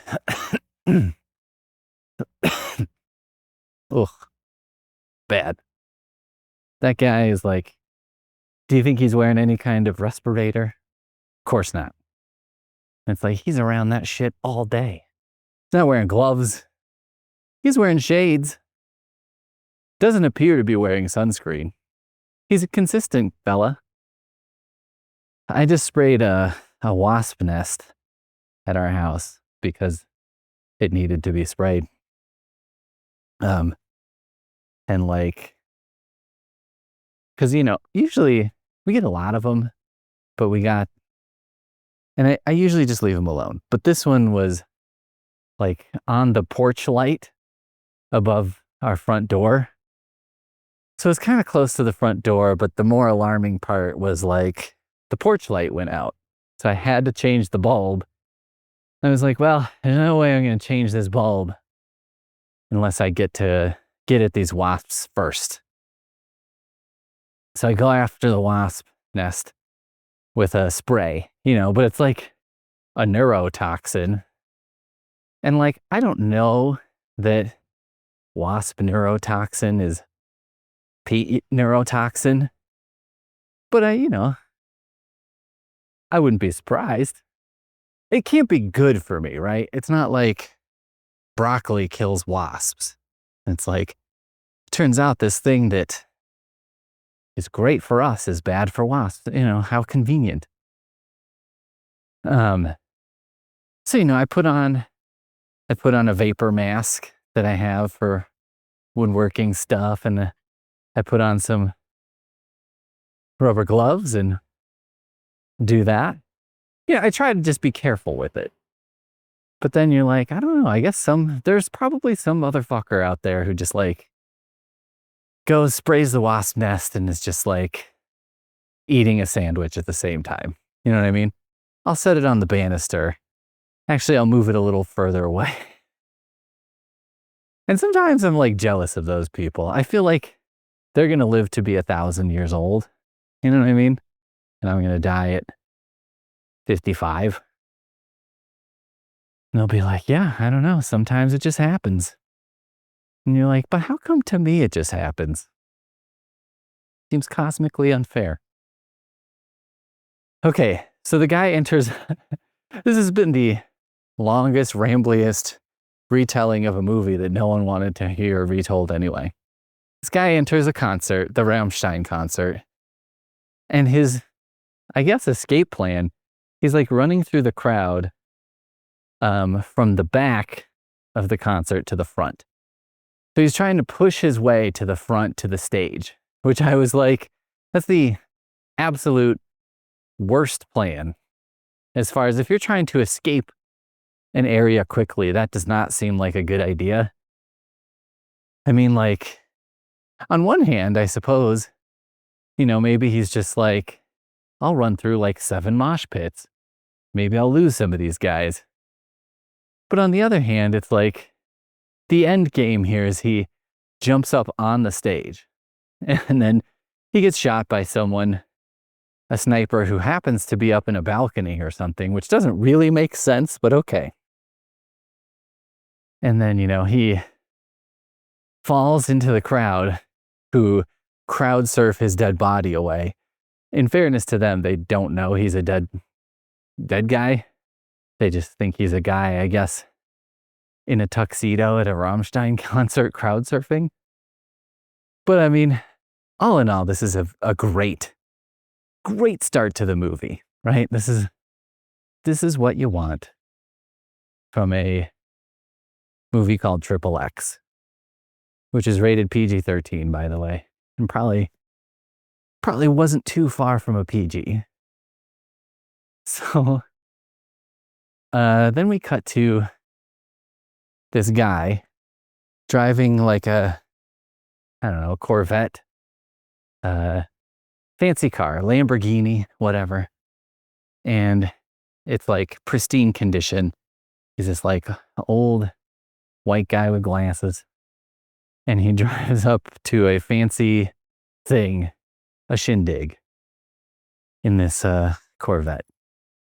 And he's like handing it off to the valet, who we don't see his face right away, but we see the back of his head. And on the back of his neck, he has a tattoo that says XXX, much in the style of the way it is on the movie poster. He's also bald, so I think we can all be like, well, I think I know who this is. So also on this Corvette, okay, so the Corvette guy is like, make sure to park it in the shade. I don't want it to get damaged by the sun. So he's being very particular about his car. But then he also has a bumper sticker on the back that says, skateboarding is a crime, which I think everyone old enough to listen to this probably remembers skateboarding is not a crime being like a big slogan back in the day, like, because I don't know, I guess because skateboarders were getting kicked off of places all the time, which, as a 40-something-year-old man, I'm like, on one hand, I mean, if they're in a bank parking lot on a Saturday and the bank's not even open anymore, like, who fucking cares? But then you flip it and you're like, I mean, I'm sure there were times where that was not what was happening. And, they were being super fucking annoying. And they're like, well, what's the big deal? I'm trying to grind this rail and then I end up just like going right into traffic or something. That seems fine. All these cops are always hassling us. You're like, yeah, I mean, I don't know. It's like, when you're in I guess the middle ground is like, when I was working at the library, there was this guy who'd come around sometimes and he was like on a little BMX bike and he did little tricks and stuff like that. It was a tiny little bike and he was a tiny man, but also, so, I always thought it was like a kid. And then I got up close to him one time and I was like, I think this guy is like maybe in his 40s or 50s and just still tricking around on a bike, which is fine. I don't have a problem with it.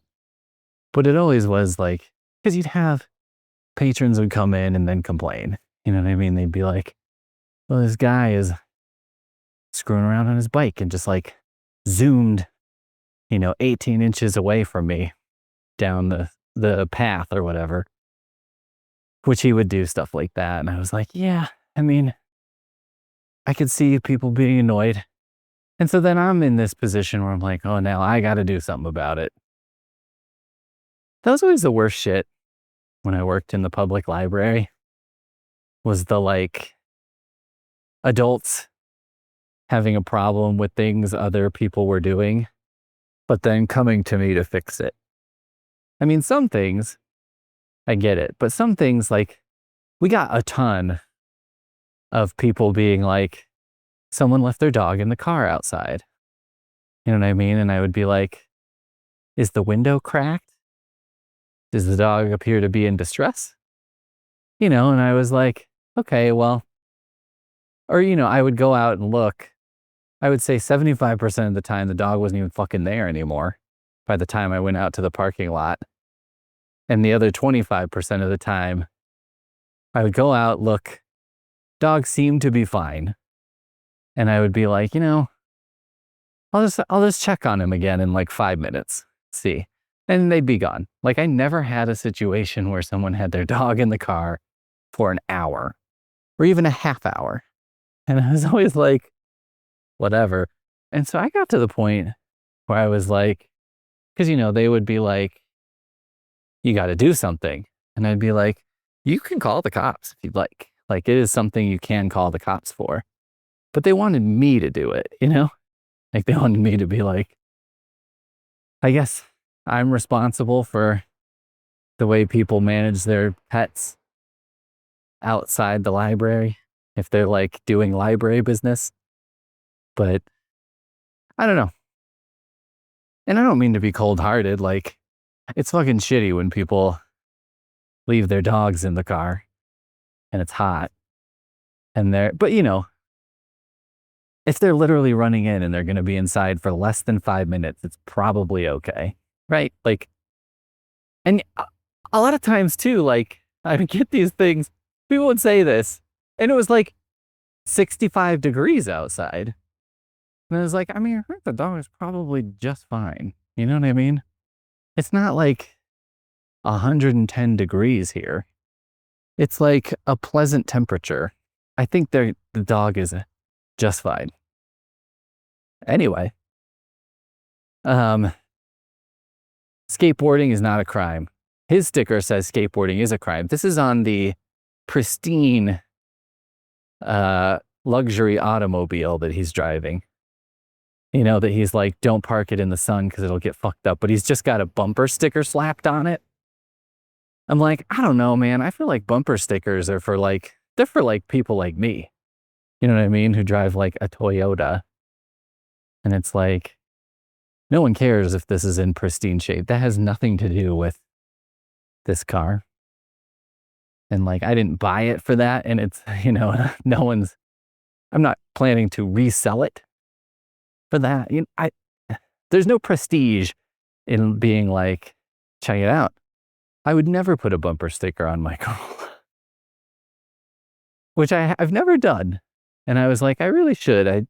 I should put something on. But when you start thinking about putting something on, it's like tattoos, right? Where you're like, well, I guess if you just did one, that would be significant and then whatever. But then you're like, but I can't just pick one thing, you know, one all-defining thing. And then you're like, well, shit, I don't know. I bet someone has invented this, a like bumper sticker frame, you know, so it's like bumper sticker size, standard size, and you can throw it in there and then just take it out. I could also just like maybe doing a regular slap a new bumper sticker on top of the old one system. You know what I mean? Maybe like for my next birthday, I'll be like, everyone send me a bumper sticker. And, you know, I'll just change it once a month just for funsies. Maybe it'll make people crazy because they'll be like, I saw this car and it had this dumb bumper sticker last month. Now it's got a great bumper sticker. It's in the same exact spot. How could this be? What maniac is constantly changing their bumper stickers out?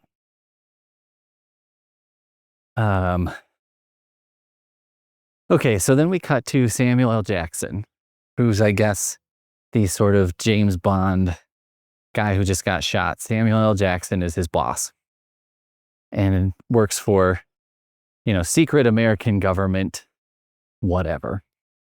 And he's like, we keep losing guys because, you know, they keep being ferreted out by this genius organization that's called like Project Anarchy or something like that.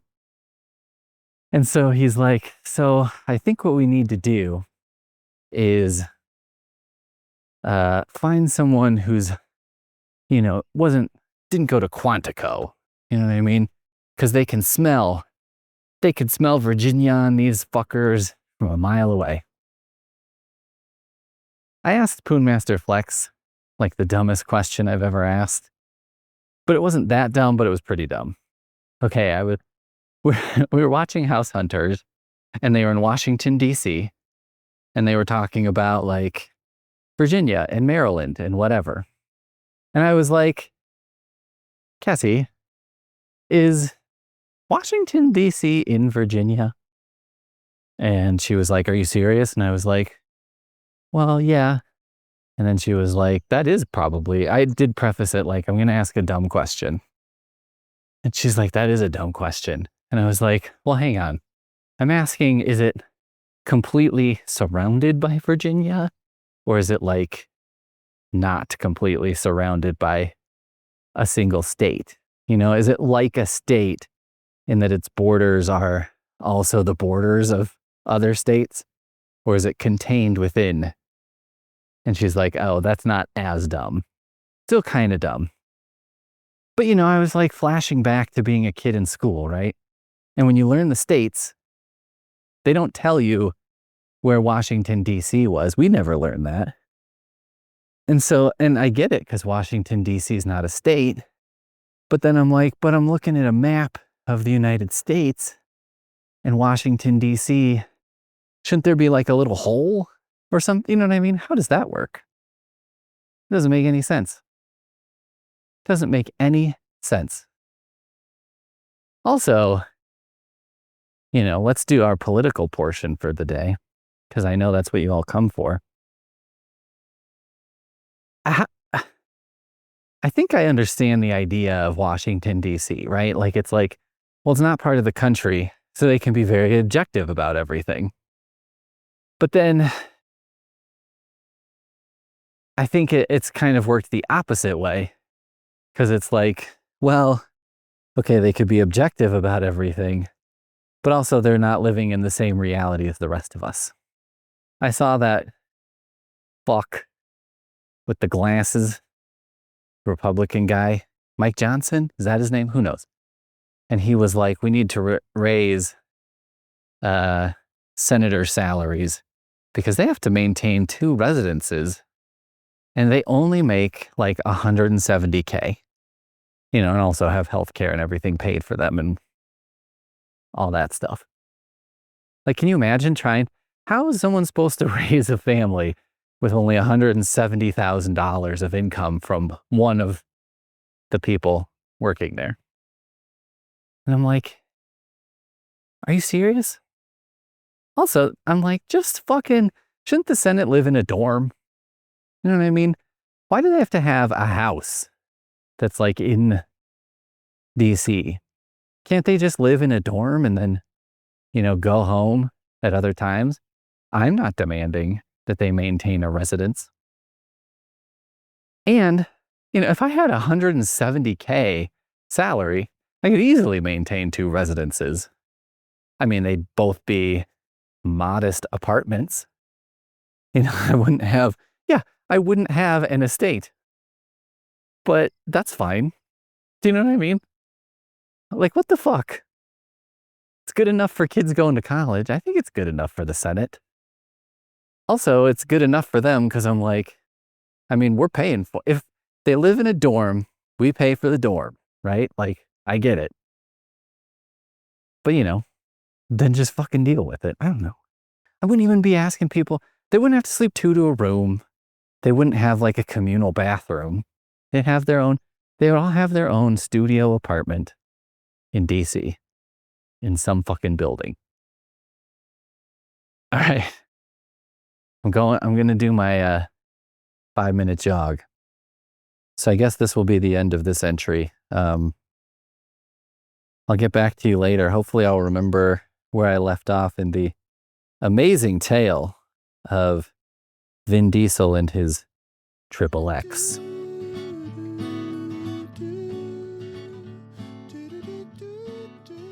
Well, hey everybody. I'm getting ready. I'm going on another walk. Yet another recovery walk. I am at almost 47 days post-surgery. Hemorrhoidectomy surgery, which, as you know, because I think I'm going to just slap all these together into one thing. So I'm going to try and not repeat myself too much. And, you know, we know how that goes on here, but I'm going to make an effort. So I'm just getting my shoes and getting my helpful snowman bucket hat to protect my neck, as I think Wu-Tang told me to do. Someone told me. Some hip hop artist told me to protect my neck. I was surprised that they were so concerned with, sun protection, looking out for me, the white boys. But, it's guidance that I needed. I should have heeded that advice much earlier and have really only done so in my 40s. So last time, I think where I left off, I was talking about the movie Triple X and talking about my recovery. So that was probably a couple weeks ago. I'm struggling for a second here, but I think I'll just finish the movie Triple X because that it would be crazy to do this and then not finish that part. And then I'll just talk more about how I'm doing these days. I think where I left off was, skateboarding's not a crime. Skateboarding is a crime according to the bumper sticker. And then Vin Diesel is the, what do you call those guys who the valet? You can tell how fancy I am, exactly how fancy I am, by the fact that I'm like, what do you call that when a guy parks your car for you? I don't know if I've ever been somewhere with a valet and and with my old car, I would say that would be one thing I would be sort of embarrassed to do is to have valet parking. Because I don't know. I think I did actually valet park once. Poonmaster Flex, very nicely, when I paid off my student loans, she was like, I want to take you out for a celebration. And it was so nice. We went to Cherry Creek, which is the fancy part of Denver. And we ate at a fancy Michelin star restaurant, but it was really nice. We had a good time. It wasn't as hoity-toity as I thought it would be. And they were nice at the restaurant because it was pretty obvious that we were not accustomed to these sorts of things, but and they were like, oh, that's totally fine, and gave us some advice and whatever. And I think they were like, are you celebrating something today?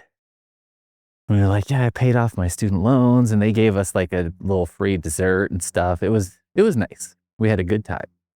But anyway, and we stayed at a nice hotel in Cherry Creek. And at the hotel, I think valet parking was the only kind of parking they had. And I just think it's so weird, to, I don't know, have a valet park that car, even though it's really not, right? I mean, okay. What's weird about it to me is I feel weird about it. I feel a little self-conscious, which is I never feel self-conscious about my old car. I never felt that way because I was proud of it because I worked on it a lot myself and kept it going, but also because I just felt yeah, I'm not wasteful. You know what I mean? I'm not gonna get rid of a car because it's old. When it becomes a problem, I'll get rid of it. But until then, I'm going to just keep rocking it. I just don't see any reason. It's almost, what's weird? I saw and have seen over the years many internet posting about Christian Bale has a Toyota Tundra, an '08 or something he's had for 15 years. And everyone's like, what a cool down-to-earth guy. The difference, obviously, not the only difference between me and Christian Bale, but I think the difference why people are excited about that, whereas with me, they're not excited about it, is he obviously could afford something new if he wanted to. But I could too, obviously, because I bought one. Anyway, the other thing I think is funny is the tipping, right? Because you tip a valet, and I'm like, I should tip a valet less for parking that car, right? Like, or a valet should expect less of a tip. It's not like when a valet is parking that car, you know, I guess maybe it's like I treat the world with such anxiety that I'm like, I should be giving this valet a better experience. You know what I mean? Like, he's got probably kind of a shitty job in that, like, I'm sure a lot of people treat valets like shit. Although maybe not. Sometimes I wonder if the valets don't get treated like shit because they're concerned. People, you know, if I'm turning my car over to you and it's like, well, I don't want him to do something crazy. You know what I mean? Or like, I don't know. But just, you know, the way you might drive a rental car versus a car that you own. But at the same time, anyway, that was my, I think, one experience valeting a car, and it was that car. And it was just, yeah, it was weird. I think it was just self-conscious because, like, you know, walking around in Cherry Creek, it's not like anyone would necessarily know whether or not you're rich. I mean, they probably could guess that I'm not rich, like, based on my clothes or whatever, but they wouldn't know for sure. But with that, it's like, I'm pretty sure this guy's not rich. Maybe this is Christian Bale's son. So, Vin Diesel is the valet. He gets this, like, senator's car and drives it down the road, and then they hook a big camera rig up to it because this is, like, I don't know, 2003 or something like that. So, you know, they don't have, we're not in the smartphone era yet. They put this camera rig in there, and then he drives away again and is monologuing to the camera, basically telling us, like, this senator thinks that, like, certain kinds of music should be banned and, like, doesn't like skateboarding and extreme sports. And, you know, basically it's like, okay, yeah, one of these, we know this type, right? The politician who's like moral high grounding things that don't matter. Oh, video games, that's probably why.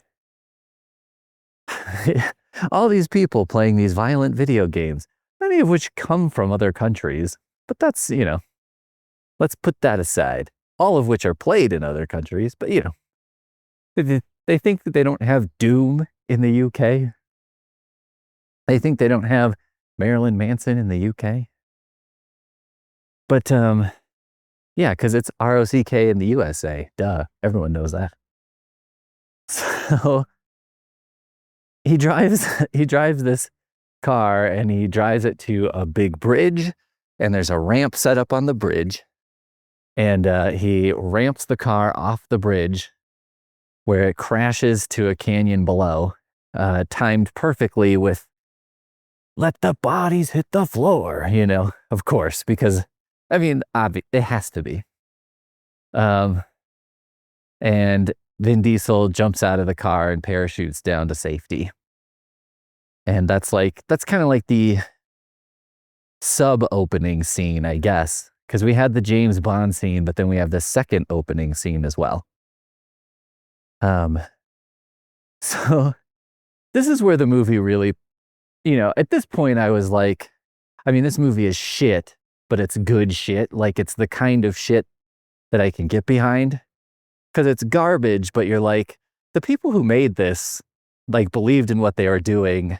And it is a thing that I feel like I haven't seen in current film, which is like, that feels very of the time. And, like, it feels very much like, you know, most of the movie, Vin Diesel is wearing, like, some kind of motocross pants. You know what I mean? And, like, he's wearing extreme sports stuff. And it's like, they find ways for extreme sports to be useful as a sort of secret super spy agent or whatever. And so it's got, like, an aesthetic that feels very of that time. And I feel like the modern blockbusters don't have that as much. But maybe I'm wrong. Maybe it's because, you know, the tyranny of recency, right? Like, we're in that time now, so I just can't feel it. But so then Vin Diesel's having a party in his loft. Oh, by the way, he gets picked up from this stunt by Tony Hawk, among others. And this is like another thing that they would do in movies is just like, let's have Tony Hawk in here because it's about extreme sports. And BMX guy Matt Hoffman, who I feel like we were trying to be sold. Matt Hoffman was like a BMX guy who I think we were trying to be sold as like a extreme sports guy as well. He's the Tony Hawk of biking. Like there was a time where I think they were trying to market like the Tony Hawk of this and the Tony Hawk of that, but it never worked. It just never, I just don't think people thought of biking the way they thought of skateboarding somehow. But like also, Tony Hawk's Pro Skater, the games, they were fucking amazing. They were so fun. And nothing would ever compare to that. I mean, they're still fun to this day. I was playing it while sick in bed. And I was like, this is pretty fun. This is a pretty good game. Anyway, so Vin Diesel's back at this loft party. So apparently Vin Diesel is some kind of extreme sports stunt guy who does these sorts of things like stealing a senator's car and then driving it off a bridge, and exploding it, and then making a video out of that, which somehow generates income for him, I guess. That part's not very clear.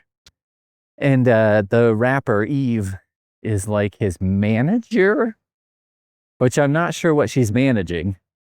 I mean, I would love to see like a deleted scene and it's Eve and she's like sitting at a desk going over the books and she's just like, Jesus Christ, how are we ever going to make any money off of this? You know what I mean? Like, we can't really make money off you doing, let's be honest, crimes with a extreme sports bent to them and then filming them and then just having the videos, distributing them somehow, but I was not clear on how the distribution network worked. And yeah, just like, I don't know, a sequel to Triple X's accountant. And it's just Eve and she's like, I went to fucking night school and got my accounting degree. And I wanted to make a better life for my family. And somehow I got involved with this Xander Cage bozo who isn't making any money. He's making a shockingly small amount of money for the amount of risk he's taking. So then a bunch of like black masked cops or whatever bust into this party that he's having, his release party for the video or whatever. And someone shoots him with a knockout dart. And then Vin Diesel wakes up in like a Waffle House and is very groggy and whatever, and is just like seated at the counter. And it's a weird part of the movie because like it's not 100% clear if he's like remembers what happened or if he just like if he's just out of it and doesn't even remember how he got there or what's going on. You know what I mean? It's like, but I mean, it's okay. It's okay. You're watching it and you're like, I don't know. I'm interested in what's going on, but it's also stupid. So then, what appears to be happening is a robbery of the diner. And there are a bunch of guys like robbing the diner, sticking it up or whatever. And Vin Diesel kind of just walks over to one of them who's got a shotgun in his face and is just like, book you, and, punches him out or whatever. And is like, you're not going to shoot me. So on and so on. And then, Samuel L. Jackson comes out of the wings and is like, very good, Mr. Cage. How did you know that this was a fake robbery? And I don't know, Vin Diesel was like, that guy over there is reading the Financial Times, but it's yesterday's Financial Times. No stockbroker is going to be reading a day-old Financial Times, you know, a bunch of little shit like that, right? And that's how he knew that this was all a setup.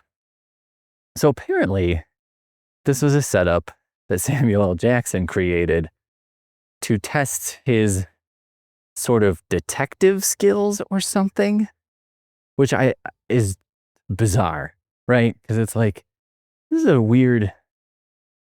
very weird specific scenario to be in. Like, he's like, okay, well, all of our agents keep getting killed at Rammstein concerts. So what if I set up a scenario where someone was kidnapped by police and then woke up in a diner, and then there was a heist going on, and then he figured out it was a fake heist. You know what I mean? And if he can figure out that this isn't a real heist, then he's our guy. As opposed to any of a dozen other things that could happen, right? Like maybe he's like, I don't know, I assumed it was a real heist. I don't give a shit. But anyway, then he gets darted again because apparently they had a clearance sale on fucking knockout darts, which, by the way, I would love to have. You know what I mean? Like, I don't know what a knockout dart is exactly, but like, if I'm getting on an 11-hour plane ride, give me a knockout dart. That would be first class, in my opinion. You get in a chair, they strap you in, and they just give you a knockout dart, and I'm like, I will wake up in Japan. So he wakes up in like a plane, and they kick him off the plane, and he's in like some kind of drug growing operation, some kind of drug farm. Is that what you call it?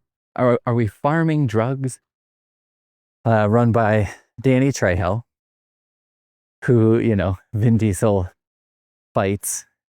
And I don't want to talk badly about Danny Trejo or, you know, whatever, but like, there's a bit of a problem.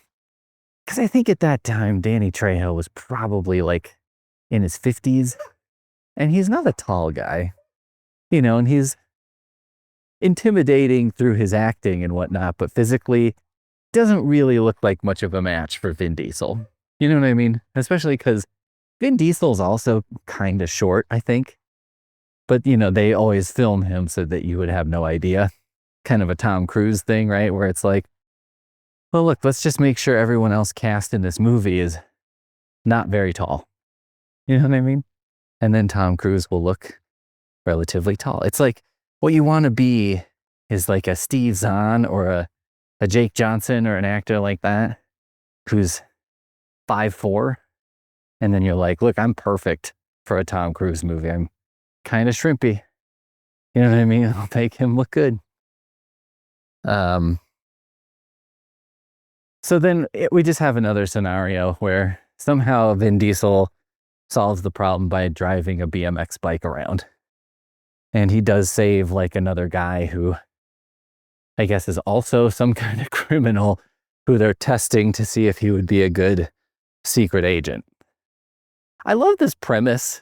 This is like, it's such a dumb premise, right? It's like, what we need is someone who thinks outside the box. We need someone who thinks like a criminal. And then that's how we can...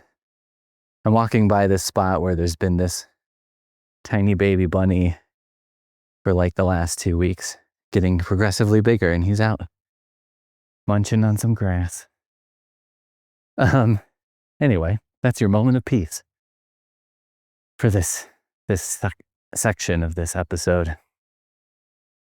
I just like the idea of like, we need someone who thinks differently, but they're never like, well, maybe we should get an expert in like foreign languages or something, or like, I don't know, a painter. And you're like, we won't have all these preconceived notions about how to do spy stuff. But instead they're like, let's get a criminal. You know what I mean? It's like, I don't know. It's like, I think something that I'm like, you know what? For all the nonsensical pieces of it, makes total sense the way they did it in Demolition Man, right? They don't unfreeze another criminal to get Wesley Snipes. They unfreeze a cop from the other era. When you could abuse a criminal a little more. But, other than, it's like send a maniac to catch one is that tagline that Stallone says out loud. Which apparently he agrees he's a maniac, even though he hasn't really done anything maniacal. If there's one critique I could make of that movie, which would be about the limit I would tolerate from myself, it would be like, I could have stood for him demolishing more shit.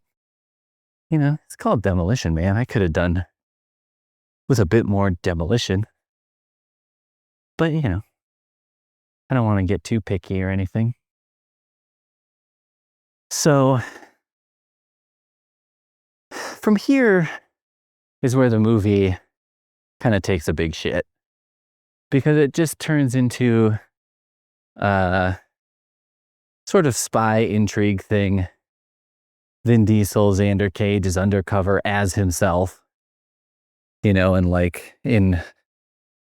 with some group that's called Anarchy 2000 or Anarchy 99 or something like that. Hilarious name. And they want to destroy things for very unclear reasons. And there's weird money or whatever involved. All of this is bullshit. All of this sucks.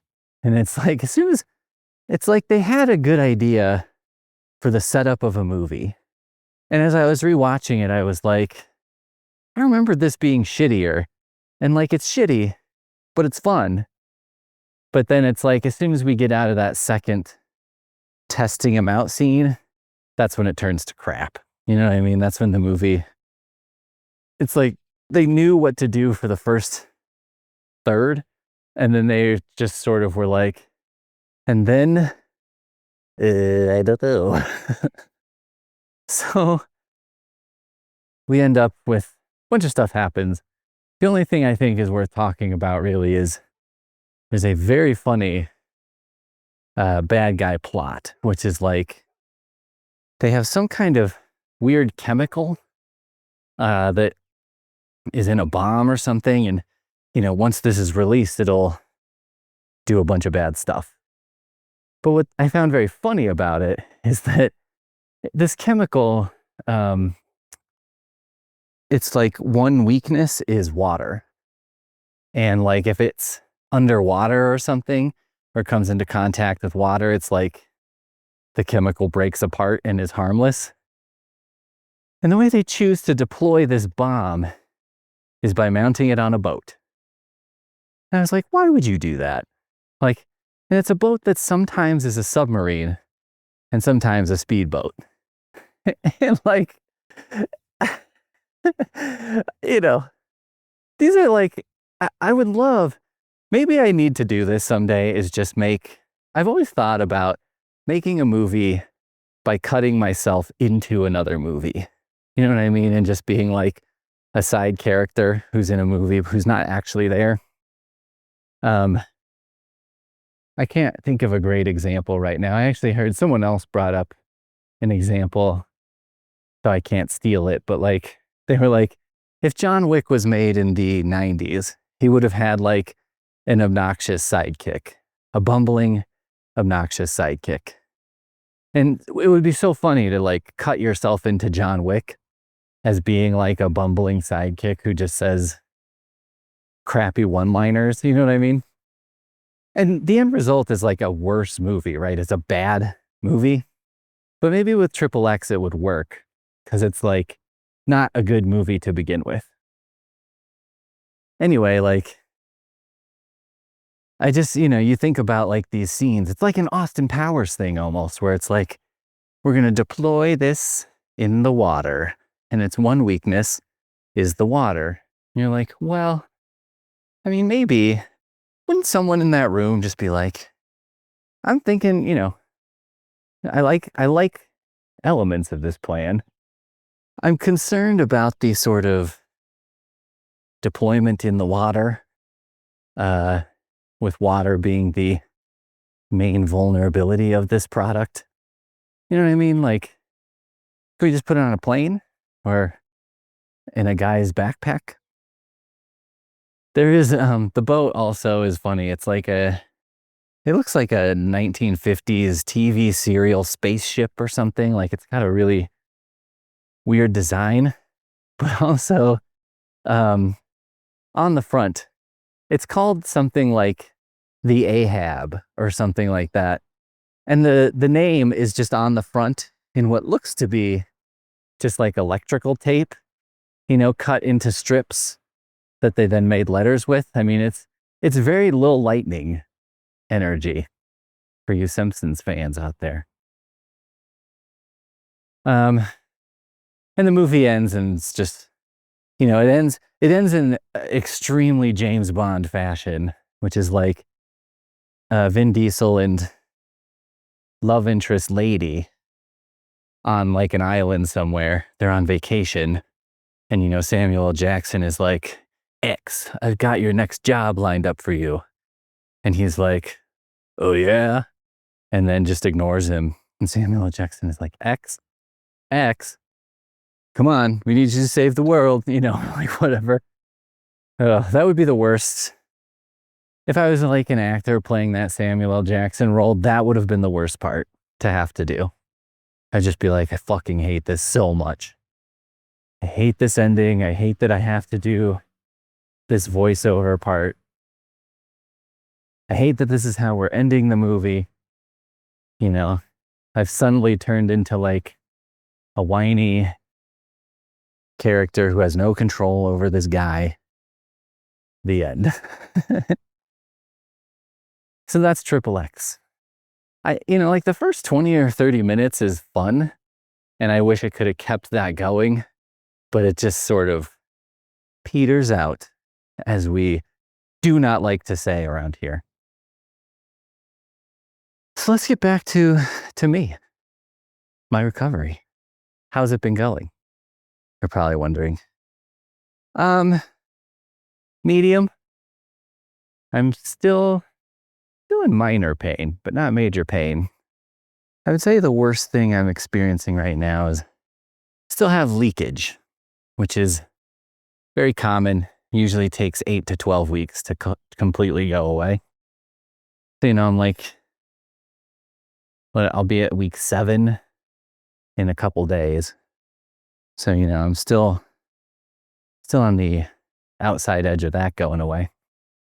So I spend most of my time with a piece of gauze wedged up my butt, which is, not great. It's not terrible. It's not like the worst thing ever. It's funny because like, that was what was recommended to me from several different things. And so I started doing it, but as I was healing it, it was way too painful, because it was like gauze, soft, cottony gauze that sometimes almost feels like a liquid in your butt crack. When you have like a wound on your butthole, feels like goddamn sandpaper that's been dipped in Tabasco. Like, it's awful. You know what I mean? And I would just have to barely tuck it in. Just the least amount it could be tucked in that would still allow it to stay in, which was like a difficult balance to strike. But now that I'm doing better, I can kind of cram it in there with a lot less discomfort. That's a big plus. And I'm still have to take a bath like 3 times a day, which is wearing on me big time. Like, I never thought bathing would be such a pain in the ass. Like, I'm not like a big bath guy. I think I would be if I was retired. Me and Poon Master Flex were talking the other day about like, if we were retired right now and what our lives would be like. I'm like, I don't know, maybe I would take baths, but I'm like, maybe I wouldn't. You know what I mean? probably wouldn't. But let me put it that way. It's on my list of things that, in some idealized form of my life I would do, and I probably wouldn't do. I feel like it occupies the same place for me that for some people is like, I would read all the great classics. I would read every Nobel Peace Prize winner, or Pulitzer Prize winner, or whatever. And it's like, would you though? Because if you really, I am a believer in things like that if you really wanted to do that though, I feel like you could make time. You know what I mean? Most people, if you're listening to this, you obviously have a little extra time in your day. So, reading every Pulitzer Prize winner, it's a big goal. I don't know if I would suggest it, but you could probably do it. And you could probably do it without too much trouble by reading 15 minutes a day. You know what I'm saying? But anyway, the bathing is like a pain. It's a pain because it's not a pain. I'm trying to use that word more wisely now. It's an annoyance. Because it takes a lot of time. You know what I mean? It's it takes a long time to fill up the tub and do all this and sit in there. I've been playing handheld retro video games while listening to podcasts. I've graduated to the level, I was watching movies first and watching things at first, and then graduated to the level of now I'm doing 2 activities at once while also bathing in order to stave off the boredom. The level of stimulation required to be not bored has risen to a very high level.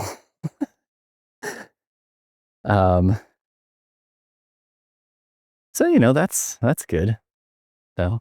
I mean, I'm looking forward to a future of not needing to do that, or at least maybe not needing to do that 3 times a day. Other thing is you have to clean the bathtub a lot.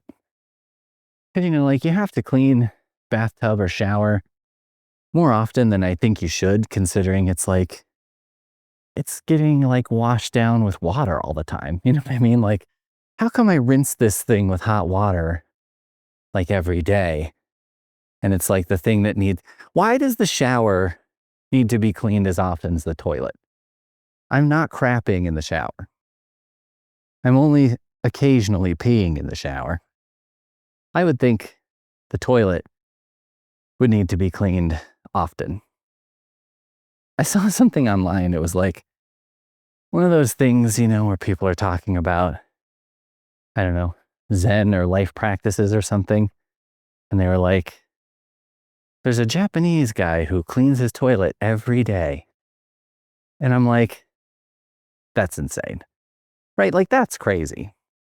I would think cleaning your toilet every day is worse for your toilet than not cleaning it every day. You know what I mean? I don't know, the chemicals and so on, the waste. That just seems, I feel once a week is still too often to clean a toilet. But that would be the minimum interval between toilet cleanings that would allow me, if someone told me they were doing that, I wouldn't think they were totally insane. You know what I mean? They're I just do it every week.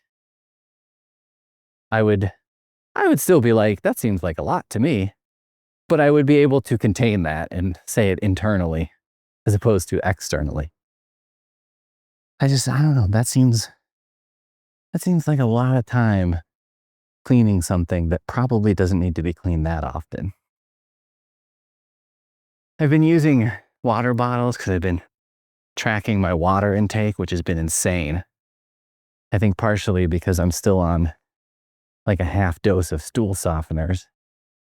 When I went for my follow-up with the surgeon, the lady was because I was saying I was taking about a third of a dose of stool softener, and she's like, well, I don't really want you to taper back on that yet. She's like, you should taper back on that when you go to the bathroom and you don't even think about it anymore. And I was sort of like, well, I don't think that's ever going to happen, but I get what you mean. Like no, there's really no pain or anything, which I think I'm right on the cusp of, probably right close to meeting that bar, but we'll have to see. But they make you thirsty because that's how they work. So I've been drinking like 200 ounces of water a day, which is nuts. And the way I've been tracking it sometimes is I have like, as most people do, I think I have like 6 different water bottles. And so, I just fill them up, and then instead of refilling the same ones, I move on to the next one throughout the day. And yeah, someone online was like, how often should you clean your water bottles? And someone's like, every day. And I was like, okay. I mean, water bottle cleaning definitely is a thing that I'm like, I should probably be doing it more than I do. But every day? That seems like a wild amount of water bottle cleaning. I don't know. It's like, on the one hand, I'm like, yeah, I mean, if I drink out of a glass one time, I usually would put it in the dishwasher. Although, if I just drink water out of it, I would often drink water from a glass and then put it aside on the counter and be like, I'll see you later, baby. Because that's the relationship I like to have with my dishware. Little creepy. I find a little creepiness with the dishware really, I don't know, spices things up in the kitchen. But yeah, I don't know. I'm like, am I crazy for thinking the intervals of cleaning things? Like, I feel like an adjustment that a lot of people make in life, the big one, in my opinion, is probably the interval of washing sheets. Because like, when I first moved out, well, I mean, like when I lived at home, I don't think my mom really washed my sheets when I was, over the age of 10. I probably did it like every 6 months, maybe. You know what I mean? And now I'm like, but even now I'm like, I don't know, every month is probably good. I'm sure some people do it like every week. And, I could do it more because let's face it, I'm not a not sweaty guy.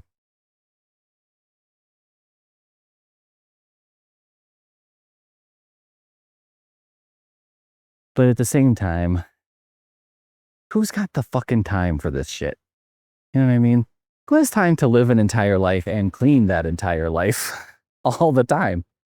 I find it difficult. But again, like I was saying earlier, if something's really important to you, I think you find time to do it. So maybe my cleanliness isn't as important to me as it could or should be. Whenever I go a little too long on cleaning the bathtub, and there's like some of that gray scum and like whatever, and then you have to get in there and really do it. And then I do it, and I'm very happy with the result. You know what I mean? I'm like, I should do this more. Like it's nicer to look at and to be in. And I'm like, I should do this more often. And then I don't. So maybe cleaning is the thing that like, cleaning is for me what, I don't know, like exercise is to a lot of people. They're like, I should do that. I feel better when I do it. But I'm just not going to. I just know I'm not going to do it. So anyway, yeah, because being in and out of the bath 3 times a day, the bathtub gets, well, it's 3 times dirtier, but I think it's even more often than like 3 times as bad because it never really dries out. You know what I mean? It's never completely dry in the bathtub, whereas normally I think it would be. Like if I'm showering, I would normally max out at once a day showering. I do shower about once a day because I'm sweaty, and like that's an appropriate interval for me. But the shower will generally be dried out, between, if you use it once a day, and you give it an entire day. But 3 times a day, it's not going to happen. So it's just constantly moist in there, which is, I think, the same problem that my wound has been having. It's like, part of the hard thing of healing from this surgery is like, the wound is never, it's very difficult to keep it clean and dry. Clean and dry is ideal. And with this, it kind of seems like, well, do you want clean or do you want dry? Because you're not getting both. But I don't know. I think the last week or so has been a good week of improvement. Like, I've improved significantly in the last week or so. And that has me feeling pretty positive. Let's not go that far. Has me feeling more positive than I have been.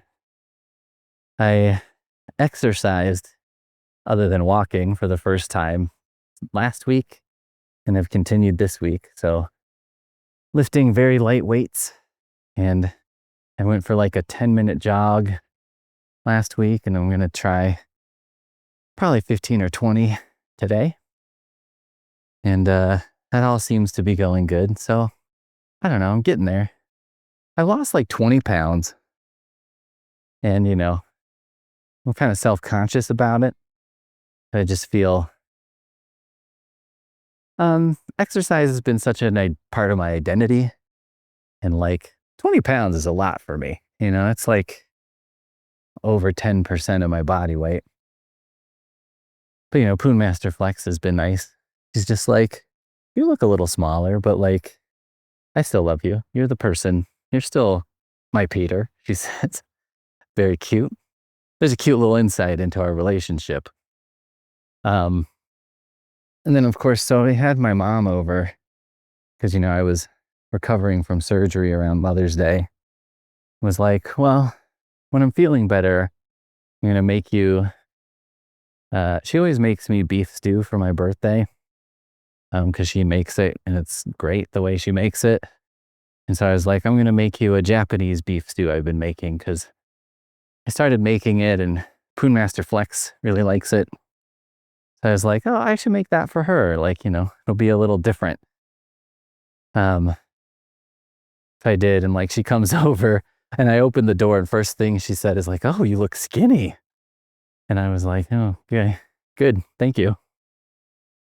It just makes me think, it's made me realize, like, we should just never comment on someone else's body unless prompted.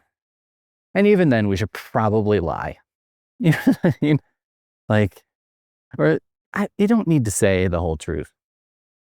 I don't know, unless you're someone's doctor, you just probably don't need to say anything. Someone's appearance. There have been a lot of times where Poon Master Flex has she's been very busy at work and like using her brain a lot. She's been tired. We go to bed at like 9 o'clock these days. And by go to bed at 9 o'clock, I'm like, I'm asleep at like 9:15.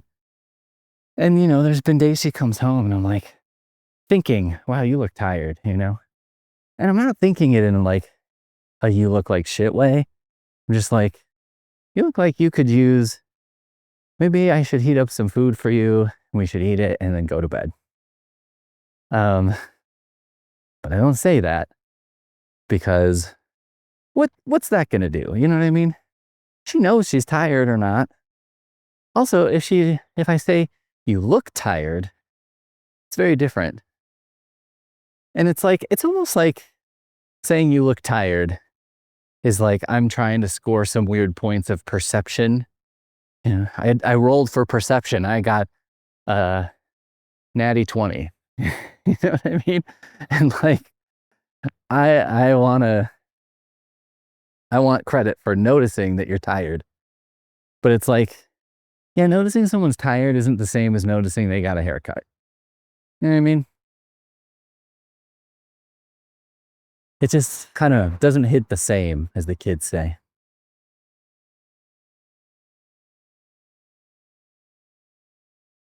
But I don't know. Yeah, so we'll see. I'm taking it very slow, taking it very easy, trying to just sort of get back into doing normal things. A little bit. Like eating some normal thing. I ate some pizza for the first time yesterday. It's like the first thing I've eaten that's sort of outside of a pretty strict diet I've been sticking to. I did have Foodmaster Flex got frozen pizza a couple times in the last 7 weeks. And I did have like a bite of it. And the first time I had one bite, it was probably somewhere around the 5-week mark. And I'd been very strict diet-wise up till then. And I was like, this is like a flavor explosion right now. Like, this is crazy. I mean, it was great. It was an amazing experience. It was kind of like, I remember hearing on a podcast or something, someone was like, I've thought before, like, one good thing about like if you were in prison would be like, wouldn't it be amazing when you got out though? Like the feeling of freedom. Like, it's not worth it to go through the shittiness to then taste that freedom. It's not worth it to have like a super bland diet for 5 weeks to then have a bite of pizza and be like, this is fucking amazing. But I guess it's the positive side of what is overwhelmingly and overall a negative experience. But it's like, well, there's a good thing about it. There's something about it that's good. Yeah, and I guess that goes into, so I started seeing a therapist because I've been struggling with all this and it's been tough. So I had an initial screening call. They were like, well, first we do a screening call, which was dumb because I was like, I feel like my therapist could do, honestly, I was like, I could do this in a form online because it was a bunch of questions framed with how many days in the last 2 weeks have you thought X? This was again, probably week 4 or so of my recovery, and I was still in some pain and like not having a good time. So this lady calls me to do that evaluation and was like, okay, how many times in the last 2 weeks?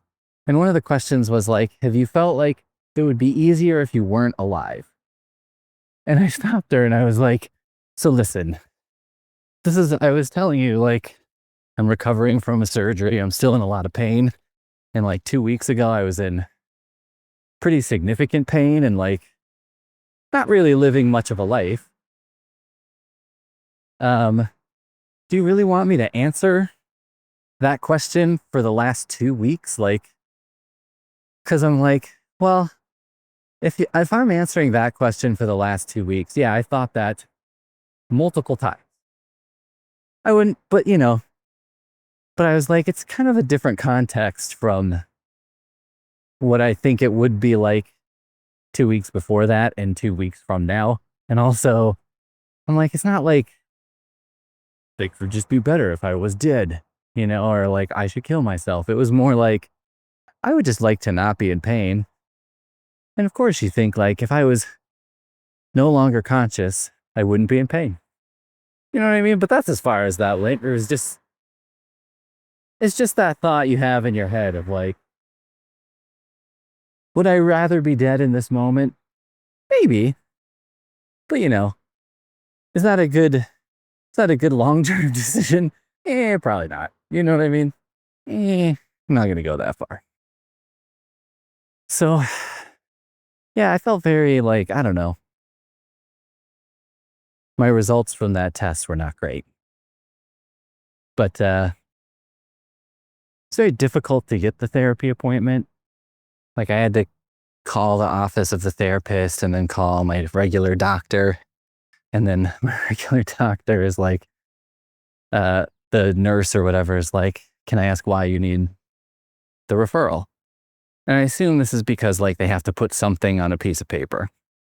But I was just like, if a man in his 40s calls the office and says he'd like a referral for therapy, do we need a reason? You know what I mean? Like, can't we assume that like men of a certain age and older, especially, if they are going to take the step to call and ask for a therapy referral, you should probably just give it to them. You should probably just be like, yeah, okay. You know what I mean?